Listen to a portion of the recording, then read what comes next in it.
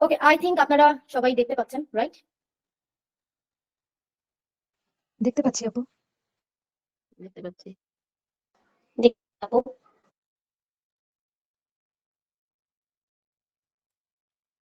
ওকে, so আমরা আমাদের মূল ক্লাস শুরু করছি।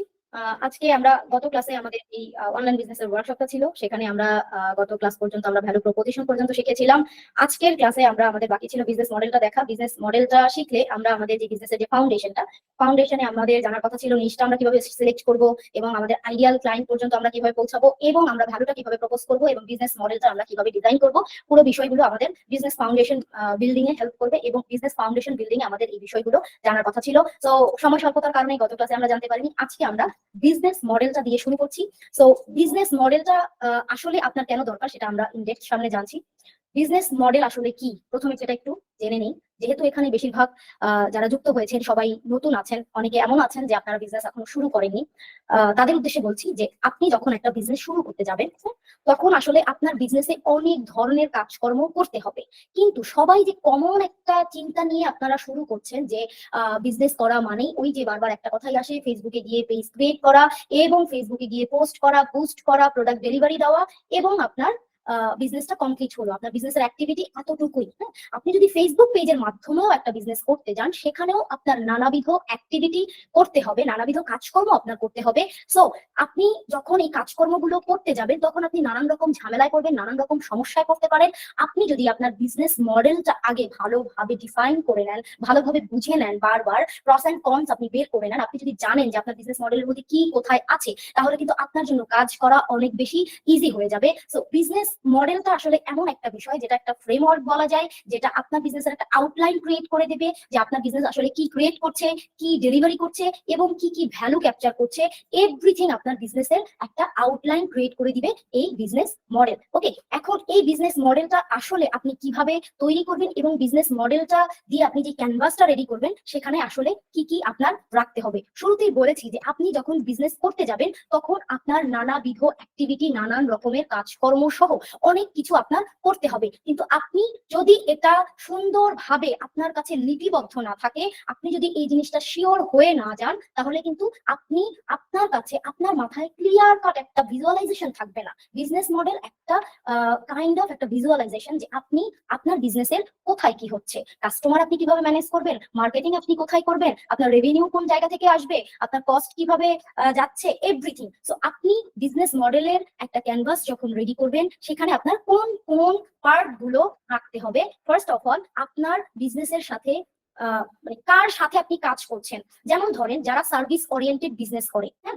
বি2বি বিজনেস করে, বি2বি বিজনেস মডেল যাদের আর বি2সি বিজনেস মডেল যাদের, তাদের কাজকর্ম এক না কিন্তু। হ্যাঁ, যারা সার্ভিস নিয়ে কাজ করে তাদের বিজনেসের কার্যক্রম একরকম হয়, আর যাদের প্রোডাক্ট বেস বিজনেস হয় তাদের কাজকর্ম কিন্তু আরেক রকম হয়। যেমন আমাদের হ্যালো বিজার বা আমাদের বিজার্স একাডেমি যেই ধরনের সার্ভিস নিয়ে কাজ করে, আমরা যেই প্রসেসের মধ্য দিয়ে যাই প্রতিদিন, আপনি যখন একটা প্রোডাক্ট নিয়ে কাজ করবেন আপনার প্রসেসটা কিন্তু সেরকম হবে না। আপনার বিজনেসের পার্টনার যারা হবে, আমার বিজনেসের পার্টনার কিন্তু তারা না। ওকে, সো আপনি যখন আপনার বিজনেসের মডেলের ক্যানভাসটা রেডি করবেন, এটা আপনার বিজনেসের অ্যাক্টিভিটি, আপনার বিজনেসের যে কোর বিষয়গুলো সেটার উপর ডিপেন্ড করে আপনি রেডি করবেন। সো সেখানে প্রথম যে বিষয়টা আপনার জানতে হবে, আপনার বিজনেসটা যখন আপনি করতে যাবেন, আপনার পার্টনার কারা। পার্টনার মানে এটা না যে আমার বিজনেসে পার্টনার মানে লাইক কারোর সাথে আমি পার্টনারশিপে বিজনেস শুরু করলাম, কেউ আমার বিজনেসে ইনভেস্ট করলো, তারাই পার্টনার, সেরকম না। লাইক আপনি কাউকে দিয়ে আপনি কেউ আপনার বিজনেসে মার্কেটিং পার্টে কাজ করলো, সেও আপনার বিজনেসের পার্টনার হতে পারে।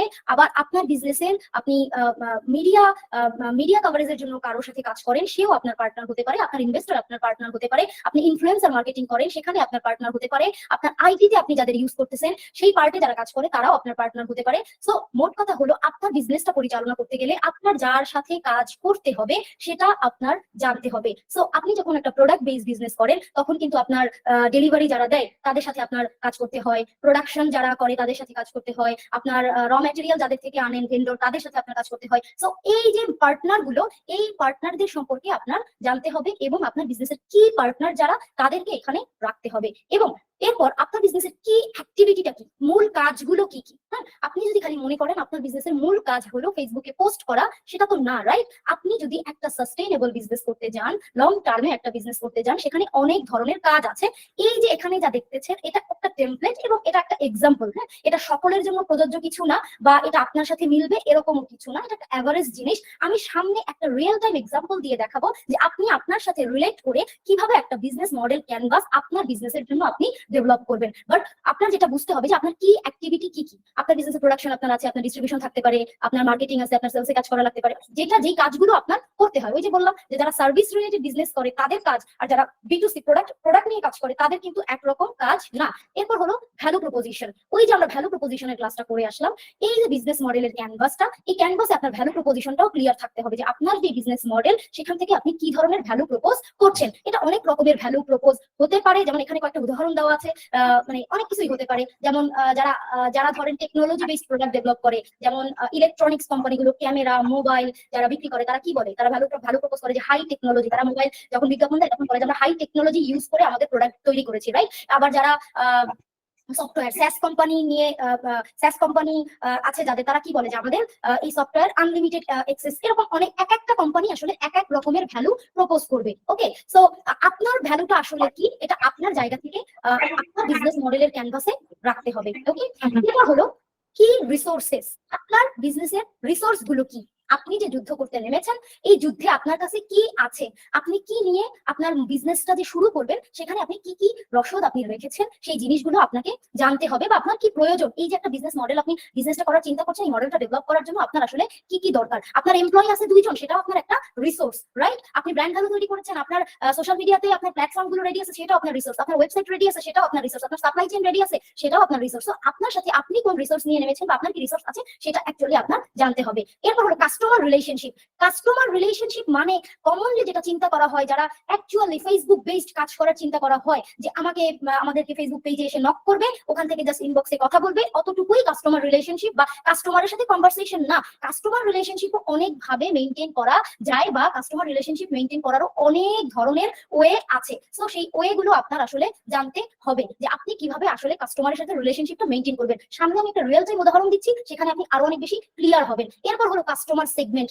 আমরা আইডিয়াল ক্লায়েন্ট আইডেন্টিফিকেশনে বলেছিলাম যে আপনি যদি না জানেন আপনার কাস্টমার কোথায় থাকে, আপনার কাস্টমারের বয়স কত, আপনার কাস্টমারের ইন্টারেস্ট কি, আপনার কাস্টমারের পেইন পয়েন্ট কি, তাহলে কিন্তু এই যে কাস্টমার সেগমেন্টটা আপনি করতে পারবেন না। সো আমরা যে নিশটা সিলেক্ট করে আসলাম, আমরা যে আইডিয়াল ক্লায়েন্টটা আইডেন্টিফাই করে আসলাম, এবং আমরা যে ভ্যালু প্রপোজিশন করে আসলাম, এই সব কিছুই কিন্তু একটা বিজনেস মডেল ডেভেলপ করার জন্য খুবই প্রয়োজনীয়, এবং এটা ছাড়া এটা করা পসিবল না। সো আমরা এই কাস্টমার সেগমেন্টের মধ্যে মূলত আমরা যে কাস্টমারদের কাছে পৌঁছাতে চাচ্ছি, সেই ধরনের কাস্টমারদেরকে এখানে আইডেন্টিফাই করব বা ক্লাসিফাই করব। এরপর হলো আপনার বিজনেসের চ্যানেল গুলো কি, মানে আপনি কোন কোন চ্যানেলে কাস্টমারদের কাছে যাবেন। এখন হয়তোবা ওই যে বারবার একটা কথাই বলি যে ফেসবুক পেজ না, ফেসবুক পেজ ছাড়াও অনেক ভাবে কাস্টমার পর্যন্ত পৌঁছানো যায়। সেই জিনিসগুলো আপনাকে আইডেন্টিফাই করতে হবে, এবং আপনি কোন কোন মাধ্যমে যাবেন সেটা আপনাকে আপনার বিজনেস মডেল ক্যানভাসে রাখতে হবে। এরপর রেভিনিউ স্ট্রিম হলো যে আপনার বিজনেসের রেভিনিউ আসবে কোন কোন জায়গা থেকে। এখন অনেকেই ভাবতে পারেন যে প্রোডাক্ট নিয়ে বিজনেস করবো, প্রোডাক্ট বিক্রি করবো, টাকা আসবে, এটাই রেভিনিউ স্ট্রিম হবে বা হতে পারে না। এক একটা বিজনেস মডেলের উপর ডিপেন্ড করে অনেক ধরনের রেভিনিউ স্ট্রিম বা অনেক ধরনের রেভিনিউ মডেল হতে পারে, রাইট? যেমন ধরেন নেটফ্লিক্সের রেভিনিউ মডেল যেরকম, আবার ধরেন অন্য একটা যারা প্রোডাক্ট নিয়ে কাজ করে তাদের রেভিনিউ মডেল তো এক না। আর এখানে কয়েকটা রেভিনিউ মডেল দেওয়া আছে যে অ্যাডভার্টাইজিং এর মাধ্যমে কেউ বিক্রি করে, কেউ লাইসেন্স বিক্রি করে, কেউ সাবস্ক্রিপশন মডেল বিক্রি করে, আপনারা যেটা বিক্রি করবেন, প্রোডাক্ট বিক্রি করে যেভাবে টাকা আর্ন করবেন। সো এটা আসলে অনেক রকমের রেভিনিউ স্ট্রিম ক্রিয়েট করা যায়, বা অনেক ধরনের রেভিনিউ মডেল আছে। সো আপনি যে বিজনেস মডেলটা ডেভেলপ করতে চাচ্ছেন, বা আপনি যে ওয়েতে বিজনেস করতে চাচ্ছেন, সেখানে আপনি কোন কোন ওয়েতে আপনার বিজনেসের রেভিনিউ ক্রিয়েট করবেন সেটা আপনার জানতে হবে, বা আপনার সেটা সম্পর্কে একটা ক্লিয়ার কাট ধারণা থাকতে হবে। এরপর সবথেকে গুরুত্বপূর্ণ যে বিষয়টা, যে কস্ট স্ট্রাকচার।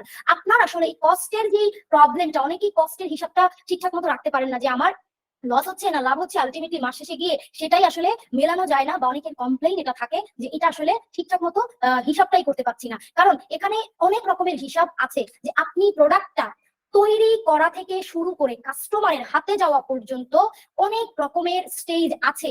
সো এই পুরো স্টেজে আপনার কোন কোন জায়গায় খরচ হবে সেই প্রত্যেকটা খরচের খাত সম্পর্কে আপনার জানতে হবে এবং ওই প্রত্যেকটা খরচের খাতের হিসাব আপনার থাকতে হবে। আপনার এই কস্ট স্ট্রাকচার যেখানে সেখানে আপনার সেই হিসাবগুলো রাখতে হবে। আদারওয়াইজ আপনার বিজনেসের যে আলটিমেটলি আপনি যে প্রফিটেবল সাস্টেইনেবল এই মডেলটা আপনি ক্রিয়েট করতে পারবেন না, কারণ আপনার বিজনেসের লাভ এবং লস এই হিসাবটাই আপনি রাখতে পারবেন না। আমি এখন রিয়েল টাইম একটা উদাহরণ দিচ্ছি, দেখেন। এটা একটা গ্রোসারি স্টোরের অনলাইন গ্রোসারি বিজনেসের একটা উদাহরণ। এই উদাহরণটা আমি গুগল থেকে কালেক্ট করেছি। এটা দিয়ে আমি একটু বোঝাই, তাহলে আরো একটু ক্লিয়ারলি আপনারা বুঝবেন একটা অনলাইন গ্রোসারি বিজনেসে কত ধরনের কি থাকতে পারে। যেমন ধরেন তাদের কি পার্টনার কারা, তারা কাদের সাথে কাজ করে, তাদের পার্টনার কারা, ফার্মার কৃষক, তারা একটা গুরুত্বপূর্ণ পার্টনার। যারা ম্যানুফ্যাকচার করে তারা তাদের গুরুত্বপূর্ণ partner. Food processing plants, technology partner, logistic partner, warehouse, advertisement, affiliate, payment processing merchant. So দেখেন একটা অনলাইন গ্রোসারি বিজনেসের জন্য এতগুলো পার্টনার আছে, তারা এতগুলো মানুষের সাথে কাজ করে। আপনিও যখন আপনার বিজনেস মডেলটা ডিফাইন করতে যাবেন, আপনারও জানতে হবে কাদের সাথে আপনি কাজ করবেন, রাইট? আপনার লজিস্টিক পার্টনার লাগবে, টেকনোলজি পার্টনার লাগবে। হয়তো যারা অনলাইন গ্রোসারি বিজনেস করছে, যারা বড় পরিসরে করছে তাদের বড় পরিসরে লাগবে, আর আপনি ছোট পরিসরে করলেও আপনার ছোট পরিসরে লাগবে। বাট আপনার কিন্তু জানা থাকতে হবে যে কাদের সাথে আপনি আসলে কাজ করছেন, কি অ্যাক্টিভিটি, একদম কোর অ্যাক্টিভিটি, কোন কাজগুলো তাদের করতেই হবে। তাদের সাপ্লাই চেইন ম্যানেজ করতে হবে, সাপ্লাই চেইনের মধ্যে procurement, storage, maintaining inventory, order delivery, এই কাজ আপনারা কিন্তু করেন, কিন্তু সেটা আসলে কি সেই পুরো বিষয়টা কিন্তু আপনার জানতে হবে। অনলাইন প্রোডাক্ট ম্যানেজমেন্ট, আপনি শুধুমাত্র যে ইনভেন্টরি ম্যানেজ করবেন তা না, যখন আপনি অনলাইনে কাজ করবেন অনলাইন প্রোডাক্ট ম্যানেজমেন্টও আপনার করতে হবে, কারণ যে ওয়েবসাইটটা আছে, আপনার যে অ্যাপটা আছে, এখানে প্রোডাক্টটা প্রপারলি ম্যানেজ করে রাখতে হবে। এরপর তাদের মার্কেটিং এ কাজ আছে, তাদের বিভিন্ন ভেন্ডরের সাথে কোলাবোরেশন আছে, তাদের ফাইন্যান্স ম্যানেজমেন্ট আছে। সো এখানে তাদের এই অ্যাক্টিভিটি গুলো আছে, আপনাকে ডিফাইন করতে হবে আপনার কি অ্যাক্টিভিটি আছে। কাস্টমার রিলেশনশিপ, যেটা বলছিলাম যে শুধুমাত্র মানুষ ইনবক্স করলেই, মানুষ পেজে মেসেজ করা মানেই কাস্টমার রিলেশনশিপ না, অনেকভাবেই কাস্টমার রিলেশনশিপ আপনার মেইনটেইন করতে হবে, কারণ বিজনেসে আলটিমেটলি কাস্টমার ইজ কিং। কাস্টমারকে আপনি যত হ্যাপি রাখতে পারবেন তত বেশি আপনি আপনার বিজনেস থেকে আউটপুটটা পাবেন। তো সোশ্যাল মিডিয়ার মাধ্যমে আপনি কাস্টমার রিলেশনশিপ রাখতে পারেন। আপনার বিজনেসে কোনো মেম্বারশিপ প্রোগ্রাম থাকতে পারে, যেমন একটা অনলাইন গ্রোসারি বিজনেসের ক্ষেত্রে মেম্বারশিপ প্রোগ্রাম থাকাটা খুবই স্বাভাবিক। যেমন বেশিরভাগ গ্রোসারি বিজনেসই মেম্বারশিপ প্রোগ্রাম আছে, তাদের কাস্টমার কেয়ার সাপোর্টে তারা কাস্টমার রিলেশনশিপ মেইনটেইন করছে, তারা তাদের ব্লগের মাধ্যমে মেইনটেইন করছে, নিউজ লেটার মেইনটেইন করছে, তারা বিভিন্ন ডিসকাউন্ট এবং অফার দিয়েও কাস্টমার রিলেশনশিপ মেইনটেইন করে। আপনারা অনেকে ডিসকাউন্ট এবং অফার হয়তো বা দেন, কিন্তু জানেন না সেটা আসলে কোন সেগমেন্টের কাজ, কোন পার্টের কাজ, কেন কাজটা করছেন। তো সেটা আসলে ডিফাইন করা গুরুত্বপূর্ণ। তারা কোন চ্যানেলে, তাদের মার্কেটিং চ্যানেল, ওয়েবসাইট এবং mobile application, delivery channel, delivery van এবং লজিস্টিক টিমের মাধ্যমে তারা তাদের চ্যানেলটা মেইনটেইন করছে। তাদের রিসোর্স কি, তাদের টেকনিক্যাল টিম আছে, তাদের মার্কেটিং টিম আছে, তাদের লজিস্টিক টিম আছে, তাদের এই কি রিসোর্স গুলো তারা মেইনটেইন করছে। তাদের ভ্যালু প্রপোজিশনটা তারা কিভাবে করেছে, তারা অর্গানিকলি গ্রো ইন ভেজিটেবলটা তারা বিক্রি করছে, এবং কনভেনিয়েন্স, তারা বলতেছে কি আমরা কনভেনিয়েন্ট, কারণ অনলাইন গ্রোসারি যারা মানে এইটা বিজনেসের ক্ষেত্রে কনভেনিয়েন্সটা মানে ভ্যালু প্রপোজ করাটাই যৌক্তিক, রাইট? যদি যেমন চাল ডালের ক্ষেত্রে আমাদের একটা কমপ্লেইন আছে যে তারা অনেক বেশি অর্ডারে দেরি করে, অনেক বেশি অর্ডার প্রসিডিউরে অনেক বেশি প্রবলেম করে, তাদের এই ধরনের কমপ্লেইন আছে, রাইট? সো এখন আপনি যদি সেই জায়গায় একটা অনলাইন গ্রোসারি বিজনেস যদি এইটা এনশিওর করতে না পারে যে আমার এখান থেকে যখন অর্ডার করবে তখন সে খুবই ইজিলি, খুব অল্প সময়ের মধ্যে দ্রুত তার অর্ডারটা পেয়ে যাবে, তাহলে কিন্তু আসলে সঠিকভাবে সে তার ভ্যালুটাও প্রপোজ করতে পারলো না, কাস্টমারকে সে তার দিকে অ্যাট্রাক্ট করতে পারলো না। এরপর তারা আরেকটা ভ্যালু প্রপোজ করছে, সেটা হলো সাস্টেইনেবল এগ্রিকালচার। যারা এগ্রি নিয়ে কাজ করে, এগ্রিটেক নিয়ে কাজ করে, তারা সাস্টেইনেবল এগ্রিকালচারকে প্রমোট করে, তারা এনভায়রনমেন্টকে প্রমোট করে, পাবলিক হেলথ, অ্যানিমাল ওয়েলফেয়ার, এইসব নিয়ে, যেটা অ্যাকচুয়ালি সিএসআর এর পার্ট হিসেবে তারা এই বিষয়গুলোকেও প্রমোট করে বা ওই জায়গাটাতেও তারা ভ্যালুটা প্রপোজ করে। ওকে, সো আপনি কিভাবে আপনার ভ্যালুটা প্রপোজ করছেন সেটা আপনার বিজনেস মডেল ক্যানভাসটা রেডি করার সময় আপনার রাখতে হবে। এরপর কাস্টমার সেগমেন্টটা তারা করেছে কি, health conscious population, tech savvy population. ওই যে আমরা আইডিয়াল ক্লায়েন্ট আইডেন্টিফিকেশনে দেখেছিলাম যে সবাই আপনার কাস্টমার না, স্পেসিফিক গ্রুপ অফ পিপল আপনার আইডিয়াল কাস্টমার। দেখেন অর্গানিক ভেজিটেবল কারা খাবে, যারা হেলথ কনসাস, সবাই তো অর্গানিক ভেজিটেবল খাবে না। সো অর্গানিক ভেজিটেবল খাবে হেলথ কনসাস পপুলেশন। আবার টেক স্যাভি পপুলেশন, যারা একটা অনলাইন গ্রোসারি বিজনেসের সাথে কানেক্ট হবে বা অনলাইনে গ্রোসারি অর্ডার করবে, তাদেরকে মিনিমাম টেক স্যাভি হতে হবে, মিনিমাম একটা অ্যাপ ইউজ করতে জানতে হবে, অ্যাপে ঢুকে অর্ডার দিতে হবে, একটা ওয়েবসাইটে ঢুকে অর্ডার দিতে হবে, ডেলিভারি ম্যান থেকে অর্ডারটা কালেক্ট করতে হবে। সো মিনিমাম টেক স্যাভি তাদেরকে হতে হবে। সো এই যে আমরা আইডিয়াল ক্লায়েন্টটা জেনে আসলাম এবং ওইটাকে আইডেন্টিফাই প্রপারলি যদি না করতে পারেন, আপনার কাস্টমার সেগমেন্টেশনটা আপনি প্রপারলি করতে পারবেন না। এরপর তাদের কস্টের স্ট্রাকচারে তারা প্রকিউরমেন্টে তাদের খরচ আসে, customer acquisition cost, marketing cost, cost of operation, technology cost, মানে তাদের খরচের খাতগুলো তারা লিখেছে। এখানে দেখেন মার্কেটিং কস্ট এবং কাস্টমার অ্যাকুইজিশন কস্ট, এখানে একটা বিষয় আমি একটু বলে দিই, সেটা হলো যে দেখেন অনেকেই জাস্ট মনে করেন যে আমি যখন মার্কেটিং করছি, মানুষকে জানাচ্ছি, মানুষকে ডাকতেছি, ওইখানে যে আমার খরচ হচ্ছে এবং মানুষ কিনতেছে, এর মানে ওই খরচটা ওইখানেই সীমাবদ্ধ। আসলে কি সেটা? এই যে মার্কেটিং কস্ট এবং কাস্টমার অ্যাকুইজিশন কস্ট কিন্তু এক জিনিস না। মার্কেটিং কোনটা, আমি মানুষকে জানাচ্ছি, সো আমার সেখানে একটা কস্টিং হতে পারে, সেই খরচটা আলাদা, কিন্তু কাস্টমার অ্যাকুইজিশন কস্ট সেটা কিন্তু আলাদা। মার্কেটিং করে আমি কি করছি, ফানেলের উপর ভাগে মানুষকে নিয়ে আসতেছি। আমরা যখন ফানেল নিয়ে ক্লাস করব তখন আসলে আমরা আরো জানতে পারবো। কিন্তু সাধারণ সেন্সে চিন্তা করেন যে আপনি যখন মার্কেটিং করছেন, অনেক অনেক মানুষ আপনার সাথে কানেক্ট হচ্ছে, সবাই তো কিনছেন আপনার, ওরা সবাই কি পোটেনশিয়াল কাস্টমাররা আপনার সাথে কানেক্ট হচ্ছে। ফাইনালি যারা আপনার থেকে প্রোডাক্টটা কিনছে তারা হচ্ছে কি কাস্টমার। তো মার্কেটিং করে তারপরে ফাইনালি যাদের হাতে আপনি প্রোডাক্টটা দিতে পারতেছেন তারা আপনার কাস্টমার। তো মার্কেটিং করে আপনি যে খরচটা করতেছেন এবং আলটিমেটলি তাদেরকে আবার যখন কাস্টমার বানাচ্ছেন, সেই যে খরচ, সেই যে প্রসেস, এটা কিন্তু এক না। এর মানে আপনার মার্কেটিং করলে আপনার কাজ শেষ না। মার্কেটিং করে তাদের সঙ্গে আপনার একটা কমিউনিকেশন, এই যে কাস্টমার রিলেশনশিপ যেটা, এইটার মাধ্যমে আপনার আলটিমেটলি আপনি কাস্টমারটাকে অ্যাকোয়ার করবেন। সো অনেকেই কস্ট কিভাবে মানে কোন জায়গা থেকে খরচ হচ্ছে, কিভাবে হচ্ছে, এই জিনিসগুলো কিন্তু পুরোপুরি বোঝেন না। জাস্ট হয়তো বা এইটা মনে করেন যে ফেসবুকে পেইড মার্কেটিং করবো মানে বুস্ট করবো, এবং আমি হয়তো $20 বুস্ট করবো, $50 বুস্ট করবো, আমার এত হাজার টাকার সেল হয়ে যাবে। সেখানে অনেক সূক্ষ্ম থেকে সূক্ষ্ম হিসাব নিকাশ আছে। আপনি $20 মার্কেটিং করলেন, কিন্তু এরপরে আপনার সেই ওইখান থেকে কাস্টমার অ্যাকোয়ার করতে আপনার আবার কত খরচ হলো না হলো, পুরো জিনিসের হিসাবটা আপনার যদি না থাকে, আলটিমেটলি আপনি প্রফিটে প্রোডাক্ট বিক্রি করতে পারবেন না, এবং আপনি আলটিমেটলি আপনার প্রোডাক্টের সঠিক প্রাইসিং করা, আপনার বিজনেসের সঠিক প্রাইসে আপনি যেতে পারবেন না। সো কস্ট স্ট্রাকচারটা আপনার ঠিকঠাক মতো আপনার জায়গা থেকে ক্লিয়ার থাকতে হবে। আপনার অপারেশন, আপনি ভাবতেছেন আমি তো একটা বিজনেস করছি, আমি একলা বিজনেস চালাচ্ছি, এখানে আমার অপারেশনটা কিসের?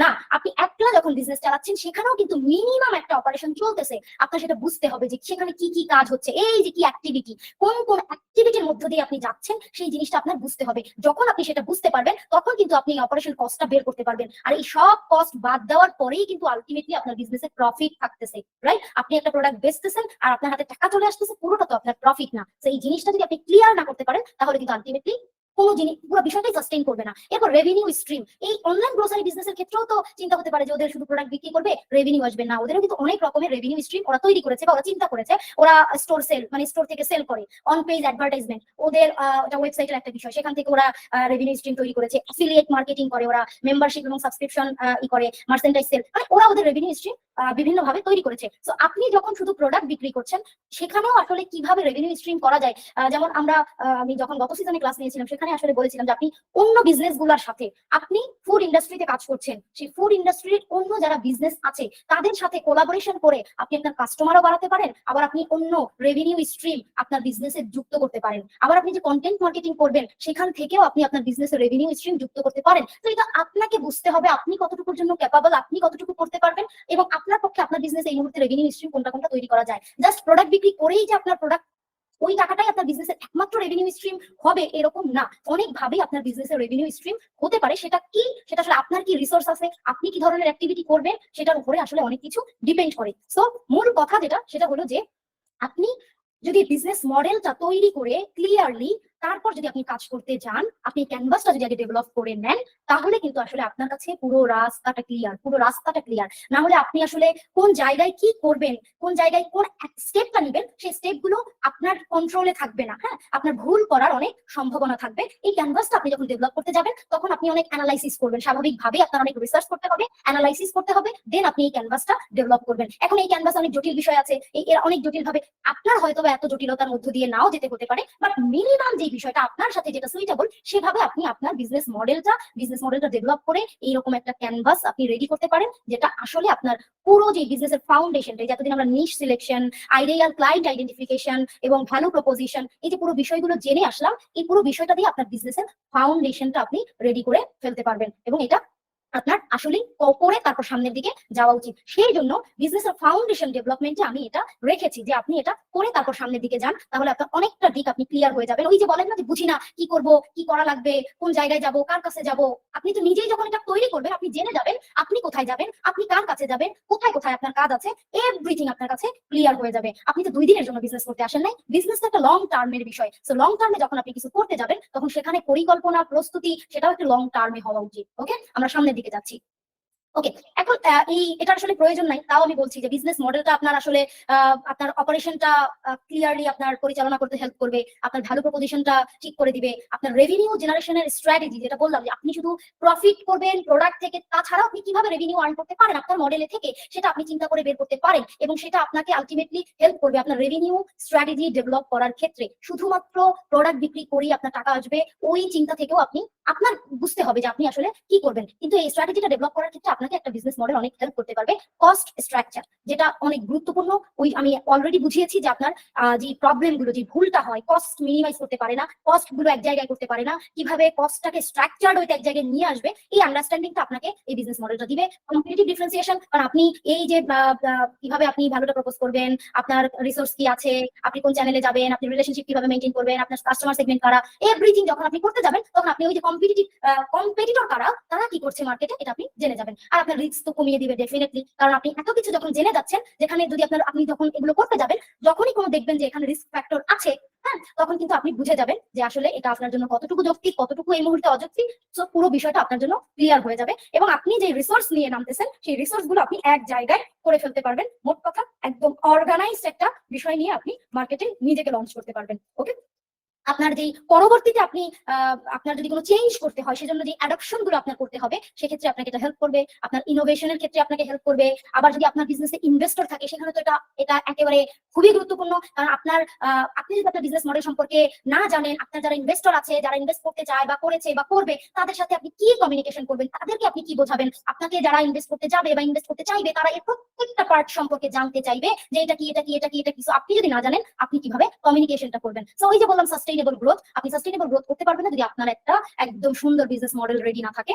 দেন strategic planning, risk mitigation, competitive, এগুলো আমরা অলরেডি জেনেছি যে এই জিনিসগুলো আপনাকে হেল্প করবে। সো আই থিঙ্ক অলরেডি আমরা বিজনেস মডেল সম্পর্কে ক্লিয়ার, এবং এই জিনিসটা অনেক জটিল করে দেখার কিছু নাই। যারা আপনারা দেখছেন, এটা কিন্তু একটা অনেক জটিল জিনিস। হ্যাঁ, বিজনেস মডেল ক্যানভাস রেডি করা সত্যিকার অর্থে একটা জটিল জিনিস, কিন্তু আপনি জটিল করে নিবেন না, কারণ আপনার ক্ষেত্রে এত জটিল ভাবে এটা ভাবার কিছু নাই। আপনার সাথে জাস্ট আপনি এই জিনিসগুলো একটু ভাববেন এবং এই জিনিসগুলো একটু রিসার্চ অ্যানালাইসিস করবেন, এবং আপনার সাথে কোন বিষয়টা যায়, কোন জিনিসগুলো আপনি পারবেন করবেন, সেটা একটু আপনি আপনার মতো লিপিবদ্ধ করে দেন কাজ করতে নামেন। সেটা আমার জায়গা থেকে আপনার প্রতি আহ্বান থাকবে। না হলে আপনি আসলে পুরো বিষয়টা না জেনে বুঝে অ্যাকচুয়ালি করতে যাবেন। ওকে, দেন আমরা সামনে যাচ্ছি। ওকে, আমাদের যেই মূল বিষয়, যে আমরা অনলাইন বিজনেস করতে আসছি, অলরেডি আমাদের ফাউন্ডেশনটা রেডি, আমরা নিশ সিলেক্ট করেছি, আমরা আইডিয়াল ক্লায়েন্ট সম্পর্কে আমরা জানি কিভাবে আমরা তাদেরকে খুঁজে পাবো, আমরা ভ্যালু প্রপোজ করেছি, আমরা আমাদের বিজনেস মডেল রেডি করেছি। এখন আমাদের যেহেতু অনলাইন বিজনেস, আমাদের জানতে হবে যে আমরা কোথায় কোথায় আমাদের ব্র্যান্ডের প্রেজেন্স আমরা ক্রিয়েট করব, এবং কিভাবে আমরা এই যেই অনলাইন প্ল্যাটফর্ম গুলোতে আমাদের ব্র্যান্ডের প্রেজেন্স গুলো আমরা ক্রিয়েট করবো, সেটা দিয়ে আমরা কিভাবে আমাদের ফানেলটা ডেভেলপ করবো, রাইট? সো সেই প্ল্যাটফর্ম গুলো সম্পর্কে আমাদের আসলে জানতে হবে। দেখেন, আপনি অনলাইন বিজনেস করতে আসছেন, এখন অনলাইন বিজনেস মানেই আমি শুরু থেকেই বলছি ফেসবুক না, একমাত্র প্ল্যাটফর্ম ফেসবুক না, এবং ফেসবুক হলেও ফেসবুককে কতটা অপটিমাম ভাবে ব্যবহার করা যায় সেটাও তো আপনার জানতে হবে। ফেসবুকের অ্যালগোরিদমকে কিভাবে কাজে লাগানো যায়, কিভাবে ডিকোড করা যায়, সেটা আপনার জানতে হবে। সো সেই বিষয়গুলোই আমরা জানবো। প্রথমেই আমরা যেটা জানবো সেটা হলো যে ফেসবুক সম্পর্কে। হ্যাঁ, আমরা ফেসবুক সম্পর্কে জানবো, আমরা ইনস্টাগ্রাম সম্পর্কে জানবো, মোট কথা হলো আমরা সোশ্যাল মিডিয়া গুলো সম্পর্কে জানবো। কারণ আপনার বিজনেসের প্রেজেন্স আপনি অনেক সোশ্যাল মিডিয়াতেই করতে পারেন, কিন্তু আপনার কিন্তু ফোকাসড পিলার প্ল্যাটফর্ম থাকা উচিত, যেই প্ল্যাটফর্মে আপনি ফোকাসড হবেন, যেই প্ল্যাটফর্মের মাধ্যমে আপনি আপনার বিজনেসের অডিয়েন্সটাকে বিল্ড করার ট্রাই করবেন, গ্রো করার ট্রাই করবেন। এখন আপনি যদি এই যে সোশ্যাল মিডিয়া গুলো সম্পর্কে না জানেন, যে কোন সোশ্যাল মিডিয়া কিভাবে কাজ করে, কোন সোশ্যাল মিডিয়ায় কারা আছে, এই যে ডেটা গুলো আপনি যদি না জানেন, তাহলে কিন্তু আপনি এটা করতে পারবেন না। সো ফার্স্টলি আমরা জানবো ফেসবুক সম্পর্কে। ফেসবুকের ইউজার দেখতেই পাচ্ছেন 59 মিলিয়ন থেকে 60, এই ডাটা আপনার মনে রাখা জরুরি না, আপনি চাইলে স্ক্রিনশট দিয়ে নিতে পারেন ডাটাটা রাখার জন্য। বাট মূল কথা হলো আমি যে মেসেজটা দিতে চাচ্ছি, যে এখানে আসলে কি পরিমাণ ইউজার আছে, প্রচুর ইউজার আছে, সেটা দেখতেই পাচ্ছেন। মেল আছে 67%, ফিমেল আছে 32%, এবং দেখেন আশ্চর্যজনক ভাবে ফিমেল কিন্তু কম, মেল কিন্তু বেশি। আমি একটা জিনিস বুঝিয়েছিলাম যে কনজিউমার এবং কাস্টমার এটা কিন্তু এক না। এখন যারা ফিমেল ওরিয়েন্টেড প্রোডাক্ট নিয়ে কাজ করেন, তারা যদি মনে করেন যে আমি ফিমেলদের টার্গেট করে বিজনেসটাকে করব, তাহলে কিন্তু সেটা সবসময় রাইট না। কারণ আপনার প্রোডাক্টটা হয়তো ফিমেল কনজিউম করবে, কিন্তু সেটা কাস্টমার আপনি মেলকেও বানাতে পারেন। এখন আপনি আপনার অফারিংটা কিভাবে রেডি করছেন, যেটা আমরা ভ্যালু প্রপোজিশনের ক্লাসে দেখিয়েছিলাম, যে আপনি আপনার বিজনেসের পজিশনিংটা কিভাবে করছেন, কোন ওয়েতে করছেন, সেটার উপরে ডিপেন্ড করে। সো ফেসবুকের যে চ্যানেলগুলো হলো প্রোফাইল, চ্যানেলগুলো হলো পেজ, চ্যানেলগুলো হলো গ্রুপ, রাইট? কিন্তু প্রোফাইল দিয়ে অনেকেই মার্কেটিং করার ট্রাই করেন, অনেকেই কাজ করার ট্রাই করেন, বাট এটা কোনো প্রফেশনাল ওয়ে না, এটা আপনার জন্য কোনো কাজে দিবে না।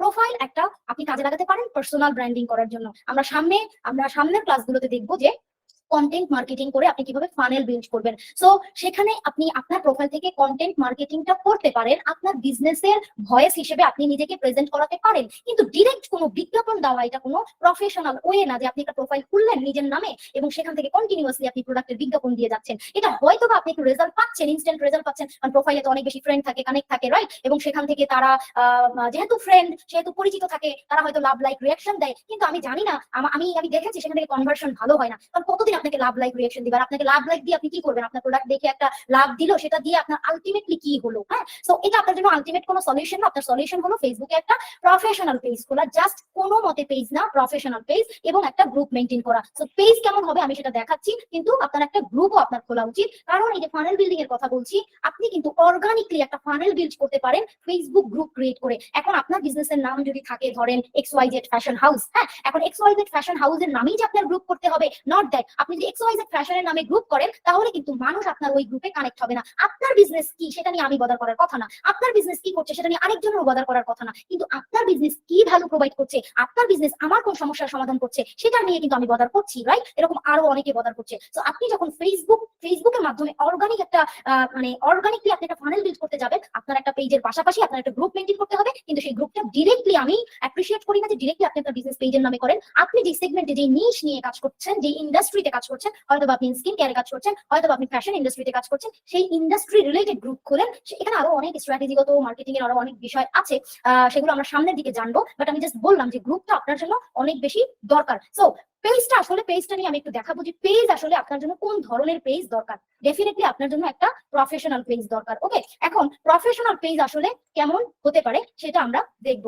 যেমন এখানে ধরেন আমাদের দেখানোর জন্য আমি দেখাচ্ছি, বিজার্স একাডেমির পেজটা ওপেন আছে। ওকে, এখন বিজার্স একাডেমির পেজে ঢুকলে আপনি দেখবেন যে একটা প্রফেশনাল পেজ আসলে একজন ইউজার বা একজন পটেনশিয়াল কাস্টমার যখন একটা পেজে প্রবেশ করে, সে আসলে কোন কোন বিষয়গুলো খেয়াল করে। ফার্স্ট অফ অল সে খেয়াল করে এরা যদি প্রফেশনাল হয়, এই বিজনেসটা যদি প্রফেশনালি মেনটেন করে, ডেফিনেটলি তাদের একটা প্রফেশনাল লোগো থাকবে, রাইট? এবং তাদের যে ভিজুয়াল, মানে তাদের যে গ্রাফিক্স এর কাজকর্ম, সেটা অনেক বেশি প্রফেশনাল হবে, বা তারা যেটা প্রমোট করে, তারা সেটা সার্ভিস হোক, তা সেটা প্রোডাক্ট হোক, সেগুলো সুন্দর করে প্রেজেন্ট করবে। সো আপনার যে লোগোটা আপনারা ইউজ করেন সেটা কোনো মতে কপি পেস্ট যেন না হয়, সেটা একটা প্রফেশনাল লোগো যেন হয়, আপনার কভার ফটোটা যেন একটা প্রফেশনাল গ্রাফিক্যাল একটা ডিজাইন যেন থাকে, এবং আপনি যেটা প্রমোট করছেন সেটা যেন থাকে। হ্যাঁ, এখন কভার ফটো অকালীন কোনো বিষয় না, এটা কিন্তু চেঞ্জেবল একটা বিষয়। যে কোনো মানুষ যখন আপনার পেজে ঢুকে, তখন সে কিন্তু কারেন্টলি যেটা চলতেছে সেটা যদি আপনার পেজের এখানে থাকে, এটা মানুষকে বেশি কানেক্ট করে, রাইট? আমাদের এখন ওয়ার্কশপ চলছে, সো আমাদের ওয়ার্কশপের আপডেটটা দেওয়া, আপনার কোন ধরনের কালেকশন এখন আসছে,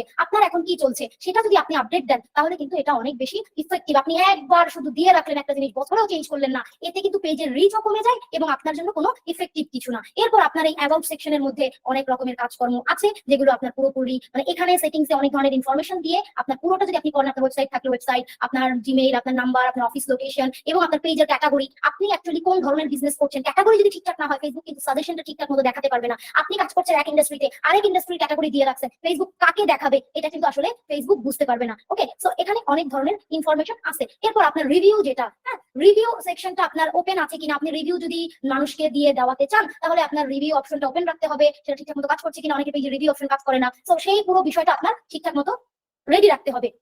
এখানে এই আরেকটা পেজ আমি দেখাই, ধরেন আরেকটা পেজ, ধরেন এই বিজার্স একাডেমির নামে যদি এরকম একটা পেজ হয়, যে পেজের দেখেন আরেকটা পেজ আমি দেখাচ্ছি, সেম ক্যাটাগরির একটা পেজ, সেম সার্ভিস প্রমোট করে। এখন এই ধরনের পেজ আপনারা হয়তো মনে করেন যে কোনো মতে একটা লোগো বানায় নিলেই তো হইলো, বা কোনো মতে গুগল থেকে একটা জিনিস কপি করে এনে দিয়ে দিলেই তো হইলো, বা একটা ছবি দিয়ে দিলেই হলো না।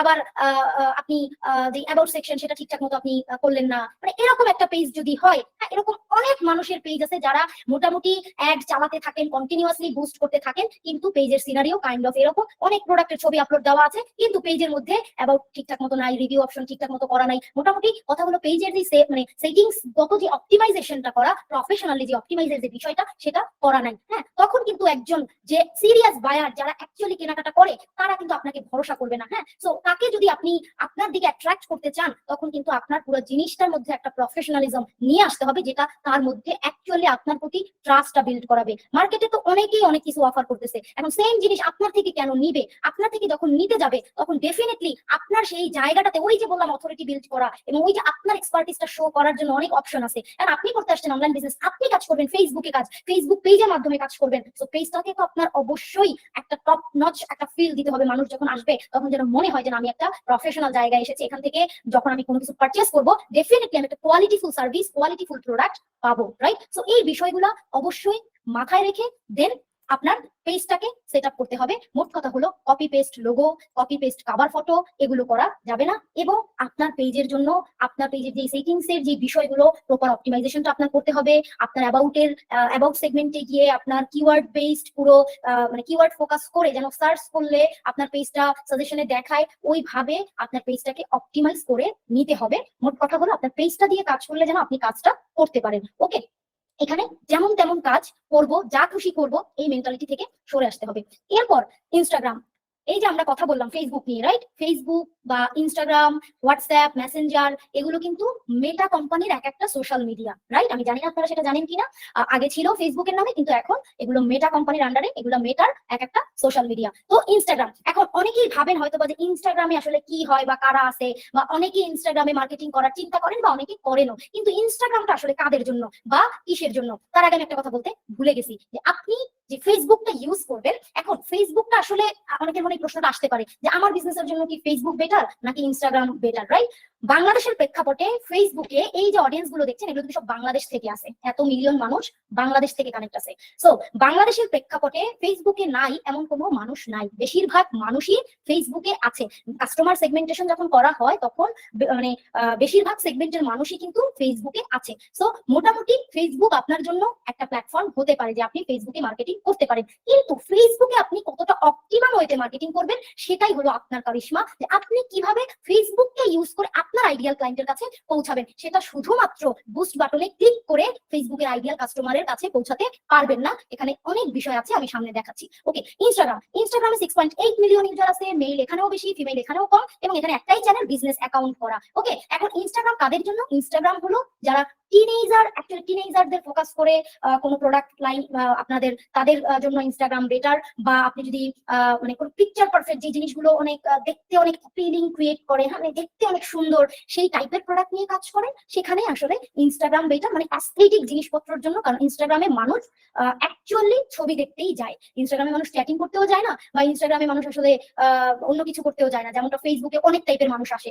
ইনস্টাগ্রামে সাধারণত ছবি দেখতে আসে, রিলস দেখতে আসে। ওকে, সো এই ছবি দেখা এবং রিলস দেখার জন্য মূলত এটার জন্য কারা, যদি অডিয়েন্স সেগমেন্টেশন করা হয়, টিনেজাররা বেশি আসে। কিন্তু এটার জন্য যারা B2B নিয়ে কাজ করেন, সার্ভিস নিয়ে কাজ করেন, তাদের জন্য ইনস্টাগ্রাম ওইভাবে কোনো সুইটেবল কোনো প্ল্যাটফর্ম না। বাট যারা প্রোডাক্ট নিয়ে কাজ করেন এবং প্রোডাক্টগুলো আপনার ভিজুয়ালি খুব স্ট্যান্ডিং প্রোডাক্ট, যেটা দেখতে খুবই অ্যাট্রাকটিভ, তাদের জন্য ইনস্টাগ্রাম ভালো প্ল্যাটফর্ম। ওকে, এখন ইনস্টাগ্রামের মধ্যেও আপনার যে বিজনেস অ্যাকাউন্টটা হবে সেটাতেও অপটিমাইজ করার অনেক বিষয় আছে। ইনস্টাগ্রামের বায়ো থেকে শুরু করে, হ্যাশট্যাগ থেকে শুরু করে অনেক অপশন আছে, যেটাকে আপনার বিজনেসের জন্য অপটিমাইজ করে নিতে হবে। এরপর আপনার আছে হোয়াটসঅ্যাপটা আপনার অ্যাকচুয়ালি ডিরেক্ট কোনো মার্কেটিং করার মতো, লাইক আপনি ইনস্টাগ্রামে যেমন অ্যাকাউন্ট ক্রিয়েট করে পোস্ট দিবেন ফেসবুকে, এরকম কোনো কিছু না। বাট হোয়াটসঅ্যাপে আপনি বিজনেস অ্যাকাউন্ট করলে, সেটা পেজের সাথে কানেক্ট করে রাখলে, আপনি যখন ফেসবুকে পেইড মার্কেটিং করবেন, যখন আপনি ফেসবুকে মার্কেটিং করবেন, তখন হোয়াটসঅ্যাপকে আপনি লিংক করে দিলে, মানে কল টু অ্যাকশনের জন্য বা আপনার কনভার্সনের জন্য আপনি হোয়াটসঅ্যাপকে ইউজ করতে পারেন। কারণ এখন প্রচুর মানুষ হোয়াটসঅ্যাপ ইউজ করে, তাই না? এখন মানুষ মানে কলে কথা বলার থেকে হোয়াটসঅ্যাপে বেশি কথা বলে, হোয়াটসঅ্যাপে বেশি থাকে। দেখতেই পাচ্ছেন 43 মিলিয়ন মানুষ হোয়াটসঅ্যাপে আছে। মেল ফিমেলের ডাটাটা আমি পাই নাই, মানে এক্সাক্ট ডাটা, সেজন্য আমি রাখি নাই। সো হোয়াটসঅ্যাপে বিজনেস অ্যাকাউন্ট আপনি ক্রিয়েট করেন আপনার বিজনেসের জন্য, খুবই ভালো। এটা অ্যাকচুয়ালি কমিউনিকেশন পারপাসে ব্যবহার করা হয়। ওকে, মার্কেটিং এর একটা টুল, বাট এটা কমিউনিকেশন পারপাসে ইউজ করা হয়। এরপর হলো আপনার মেসেঞ্জারটাও আপনি খেয়াল করে দেখবেন, আপনি যে মেসেঞ্জার ইউজ করেন সেই মেসেঞ্জারেও কিন্তু অ্যাড দেখায়, বিভিন্ন প্রতিষ্ঠানের অ্যাড আসে। যখন আপনি মেসেঞ্জারে চ্যাটিং করেন দেখবেন ওখানে বিভিন্ন অ্যাড আসে। এবং ফেসবুকে যে পেইড মার্কেটিংটা করা হয়, ওই পেইড মার্কেটিং এর মধ্যে কিন্তু অনেক রকমের অ্যাডের প্লেসমেন্ট আসে। ফেসবুক বলে তুমি কি মেসেঞ্জারে অ্যাড দেখাবা, নাকি তুমি নিউজ ফিডে অ্যাড দেখাবা, নাকি তুমি মানে ভিডিওর মধ্যে অ্যাড দেখাবা, কোন জায়গায়, এরকম অ্যাডের অনেক প্লেসমেন্ট আছে। সো সেই অ্যাডের প্লেসমেন্টের মধ্যে মেসেঞ্জার কিন্তু একটা প্লেসমেন্ট, এবং এটা আপনি ওই হোয়াটসঅ্যাপের মধ্যে কমিউনিকেশন পারপাসে আপনি ইউজ করতে পারেন। এটা 54 মিলিয়ন মানুষ মেসেঞ্জার ইউজ করে। এবং খেয়াল করলেই দেখবেন, আমি জানি না খেয়াল করেছেন কিনা, মেসেঞ্জারে কিন্তু সবার সবার, আমি কম বেশি সবার মেসেঞ্জারেই দেখবেন যে অ্যাড আসে, অ্যাড শো করে। সো আপনিও যখন পেইড মার্কেটিং করবেন তখন আপনার অ্যাড গুলো মানুষের মেসেঞ্জারে যাবে। তো আপনি যদি মেসেঞ্জার মানে অ্যাড প্লেসমেন্টে দিয়ে দেন তাহলে এটা মানুষের মেসেঞ্জারে দেখাবে। এখন এটা আসলে যখন আপনি অ্যাড নিয়ে এক্সপেরিমেন্ট করবেন, আপনার ক্যাম্পেইন গুলো রান করবেন, এক্সপেরিমেন্ট করবেন, তখন আপনি বুঝবেন যে মেসেঞ্জার থেকে আসলে কি পরিমাণ কনভার্সন আপনার হচ্ছে। আপনার কনভার্সন যদি মেসেঞ্জার থেকে ভালো হয় তাহলে আপনি অ্যাড প্লেসমেন্টে মেসেঞ্জার দিবেন, না হলে দিবেন না। এটা আসলে আমরা যখন ফেসবুক অ্যাড নিয়ে কথা বলবো তখন আপনি আরো ডিটেইলসে জানতে পারবেন। আমি এখন একটা ওভারভিউ দিচ্ছি। ওকে, সো আমরা অ্যাকচুয়ালি যেটা জানলাম যে মেটার চারটা প্ল্যাটফর্ম, ফেসবুক এবং ইনস্টাগ্রাম, হোয়াটসঅ্যাপ এবং মেসেঞ্জার। ওকে, এই চারটাই আমরা মার্কেটিং এর বা মার্কেটিং পারপাসে ইউজ করতে পারি। মেসেঞ্জার এবং হোয়াটসঅ্যাপ কমিউনিকেশন পারপাসে, এবং ইনস্টাগ্রাম এবং ফেসবুক আমরা ফেসবুক পেজ যেটা আমরা সেটা মার্কেটিং করার জন্য, কন্টেন্ট মার্কেটিং করার জন্য মূলত ব্যবহার করে থাকি। এরপর টিকটক, এইটা এখন বাংলাদেশ থেকে 37 মিলিয়ন মানুষ ইউজ করছে। মেল ফিমেলের কোনো ডাটা এক্সাক্ট নাই, এবং এই যে ডাটাটা 37 মিলিয়ন, এই ডাটাটাও এক্সাক্ট না, কারণ টিকটক এবং ইউটিউব এই প্ল্যাটফর্ম গুলো মানে যেহেতু পেইড মার্কেটিং করা যায় না, সেহেতু টিকটকে কিন্তু বাংলাদেশ থেকে পেইড মার্কেটিং করা যায় না এখন পর্যন্ত। ওকে, সো পেইড মার্কেটিং না করার কারণে ওরা এক্সাক্ট ডাটা গুলো মানে তথ্যগুলো কোথাও আসলে রাখে নাই, ঠিক আছে, যার কারণে আমি এক্সাক্ট ডাটাটা পাইনি। কিন্তু টিকটক আপনার বিজনেসের জন্য অনেক ভালো একটা মিডিয়াম হতে পারে আপনার বিজনেসের মার্কেটিং এর জন্য। আপনি যদি মনে করেন টিকটক একটা খ্যাত প্ল্যাটফর্ম, টিকটকে সবাই খ্যাতনেস করে, মানে ওই জায়গাটা থেকে আপনার ওই চিন্তাটা থেকে আপনার বের হয়ে আসা উচিত। আপনি যদি ভিডিও মার্কেটিং করতে চান, শর্ট ফর্ম ভিডিও মার্কেটিং করতে চান, বা আপনার কাছে যদি ওই রিসোর্সটা থাকে যে আমি ভালো শর্ট ফর্ম ভিডিও বানাতে পারবো, তাহলে টিকটক আপনার জন্য বেস্ট প্ল্যাটফর্ম। কারণ ফেসবুকের মতো টিকটক এখন আমজনতার প্ল্যাটফর্ম হয়ে গেছে সত্যিকার অর্থে। টিকটকেও এখন বেশিরভাগ মানুষজন আছে, এবং যারা বিশেষ করে প্রোডাক্ট নিয়ে কাজ করেন, প্রোডাক্ট বেস, ফ্যাশন বা স্কিন কেয়ার বা যে ইন্ডাস্ট্রি বলি না কেন, প্রোডাক্ট বেস, তাদের জন্য টিকটক কিন্তু অনেক ভালো একটা প্ল্যাটফর্ম। কারণ ওখান থেকেও প্রচুর পরিমাণে আপনি যে অডিয়েন্স বিল্ড করতে যাচ্ছেন সেটা আপনি করতে পারবেন। বাংলাদেশের প্রতিষ্ঠিত যে প্রতিষ্ঠানগুলো তারাও কিন্তু এখন টিকটকে পেইড মার্কেটিং এর সুবিধা না থাকলেও অর্গানিক মার্কেটিং করছে, এবং সবাই এখন তাদের মার্কেটিং এর চ্যানেল হিসেবে টিকটককে ব্যবহার করছে, এটা নিয়ে কোনো ডাউট নাই। ওকে, আপনি যদি ভিডিও মার্কেটিং করতে পারেন বা করতে চান, টিকটক আপনার জন্য খারাপ না, অনেক ভালো প্ল্যাটফর্ম। ওকে, এরপর আপনি ইউটিউব। এখন ইউটিউবে 34 মিলিয়ন মানুষ আছে, বাট এই ডাটাটা এক্সাক্ট আমি বললাম যে এটার এক্সাক্ট ডাটা আমি পাই নাই। আপনি সেখানে আপনার ব্র্যান্ডের একটা চ্যানেল করে নিতে পারেন, কিন্তু এখন অনেকে ভাবতে পারেন যে আমি করবো বিজনেস, আমি তো কন্টেন্ট ক্রিয়েটর না, আমি তো ইনফ্লুয়েন্সার হইতে চাই না, তো আমার ইউটিউবের প্রয়োজন কি? না, আপনার ইউটিউবের প্রয়োজন আছে। যদি আপনি একটা সেলস ফানেল তৈরি করতে চান, আপনার বিজনেসের জন্য আপনি একটা অর্গানিকলি ফানেল তৈরি করতে চান, ইউটিউব আপনার জন্য অনেক ভালো কাজ করবে। কারণ গুগলে কি করে মানুষ সার্চ করে? গুগল যেমন one of the search engine, ইউটিউবও কিন্তু one of the search engine. আমরা গুগলে কোনো একটা ব্লগ পড়তে যাই, ইউটিউবে আমরা কোনো কিছু দেখতে, কোনো কিছু শেখা লাগলে কিন্তু আমরা ইউটিউবে গিয়ে সার্চ করি। সো আপনি যখন কোনো আপনার বিজনেসের, আমরা যখন ফানেল কন্টেন্ট মার্কেটিং এর সামনের ক্লাসগুলো দেখবো, তখন আসলে কত ধরনের কন্টেন্ট হতে পারে, কোন ধরনের কন্টেন্ট আপনার বিজনেস অ্যাওয়ারনেস ক্রিয়েট করবে, সেগুলো সম্পর্কে আমরা জানবো। বাট আমি এখন বলছি যে আপনি ইউটিউবে আপনার বিজনেসের অ্যাওয়ারনেস ক্রিয়েট করতে পারেন, সেটার মাধ্যমে আপনি আপনার বিজনেসের অডিয়েন্সটা বিল্ড করতে পারেন। সাজগোজকে সম্ভবত অনেকেই চেনেন, যেহেতু আপনারা সবাই মহিলা, সবাই চেনেন যে সাজগোজ দেখবেন ইউটিউবে প্রচুর কন্টেন্ট দেয়, এবং ফেসবুকে তারা মার্কেটিং করে, সব জায়গায় আছে, কিন্তু তারা ইউটিউবের মাধ্যমে তারা কিন্তু তাদের অডিয়েন্স বিল্ড করে নিছে।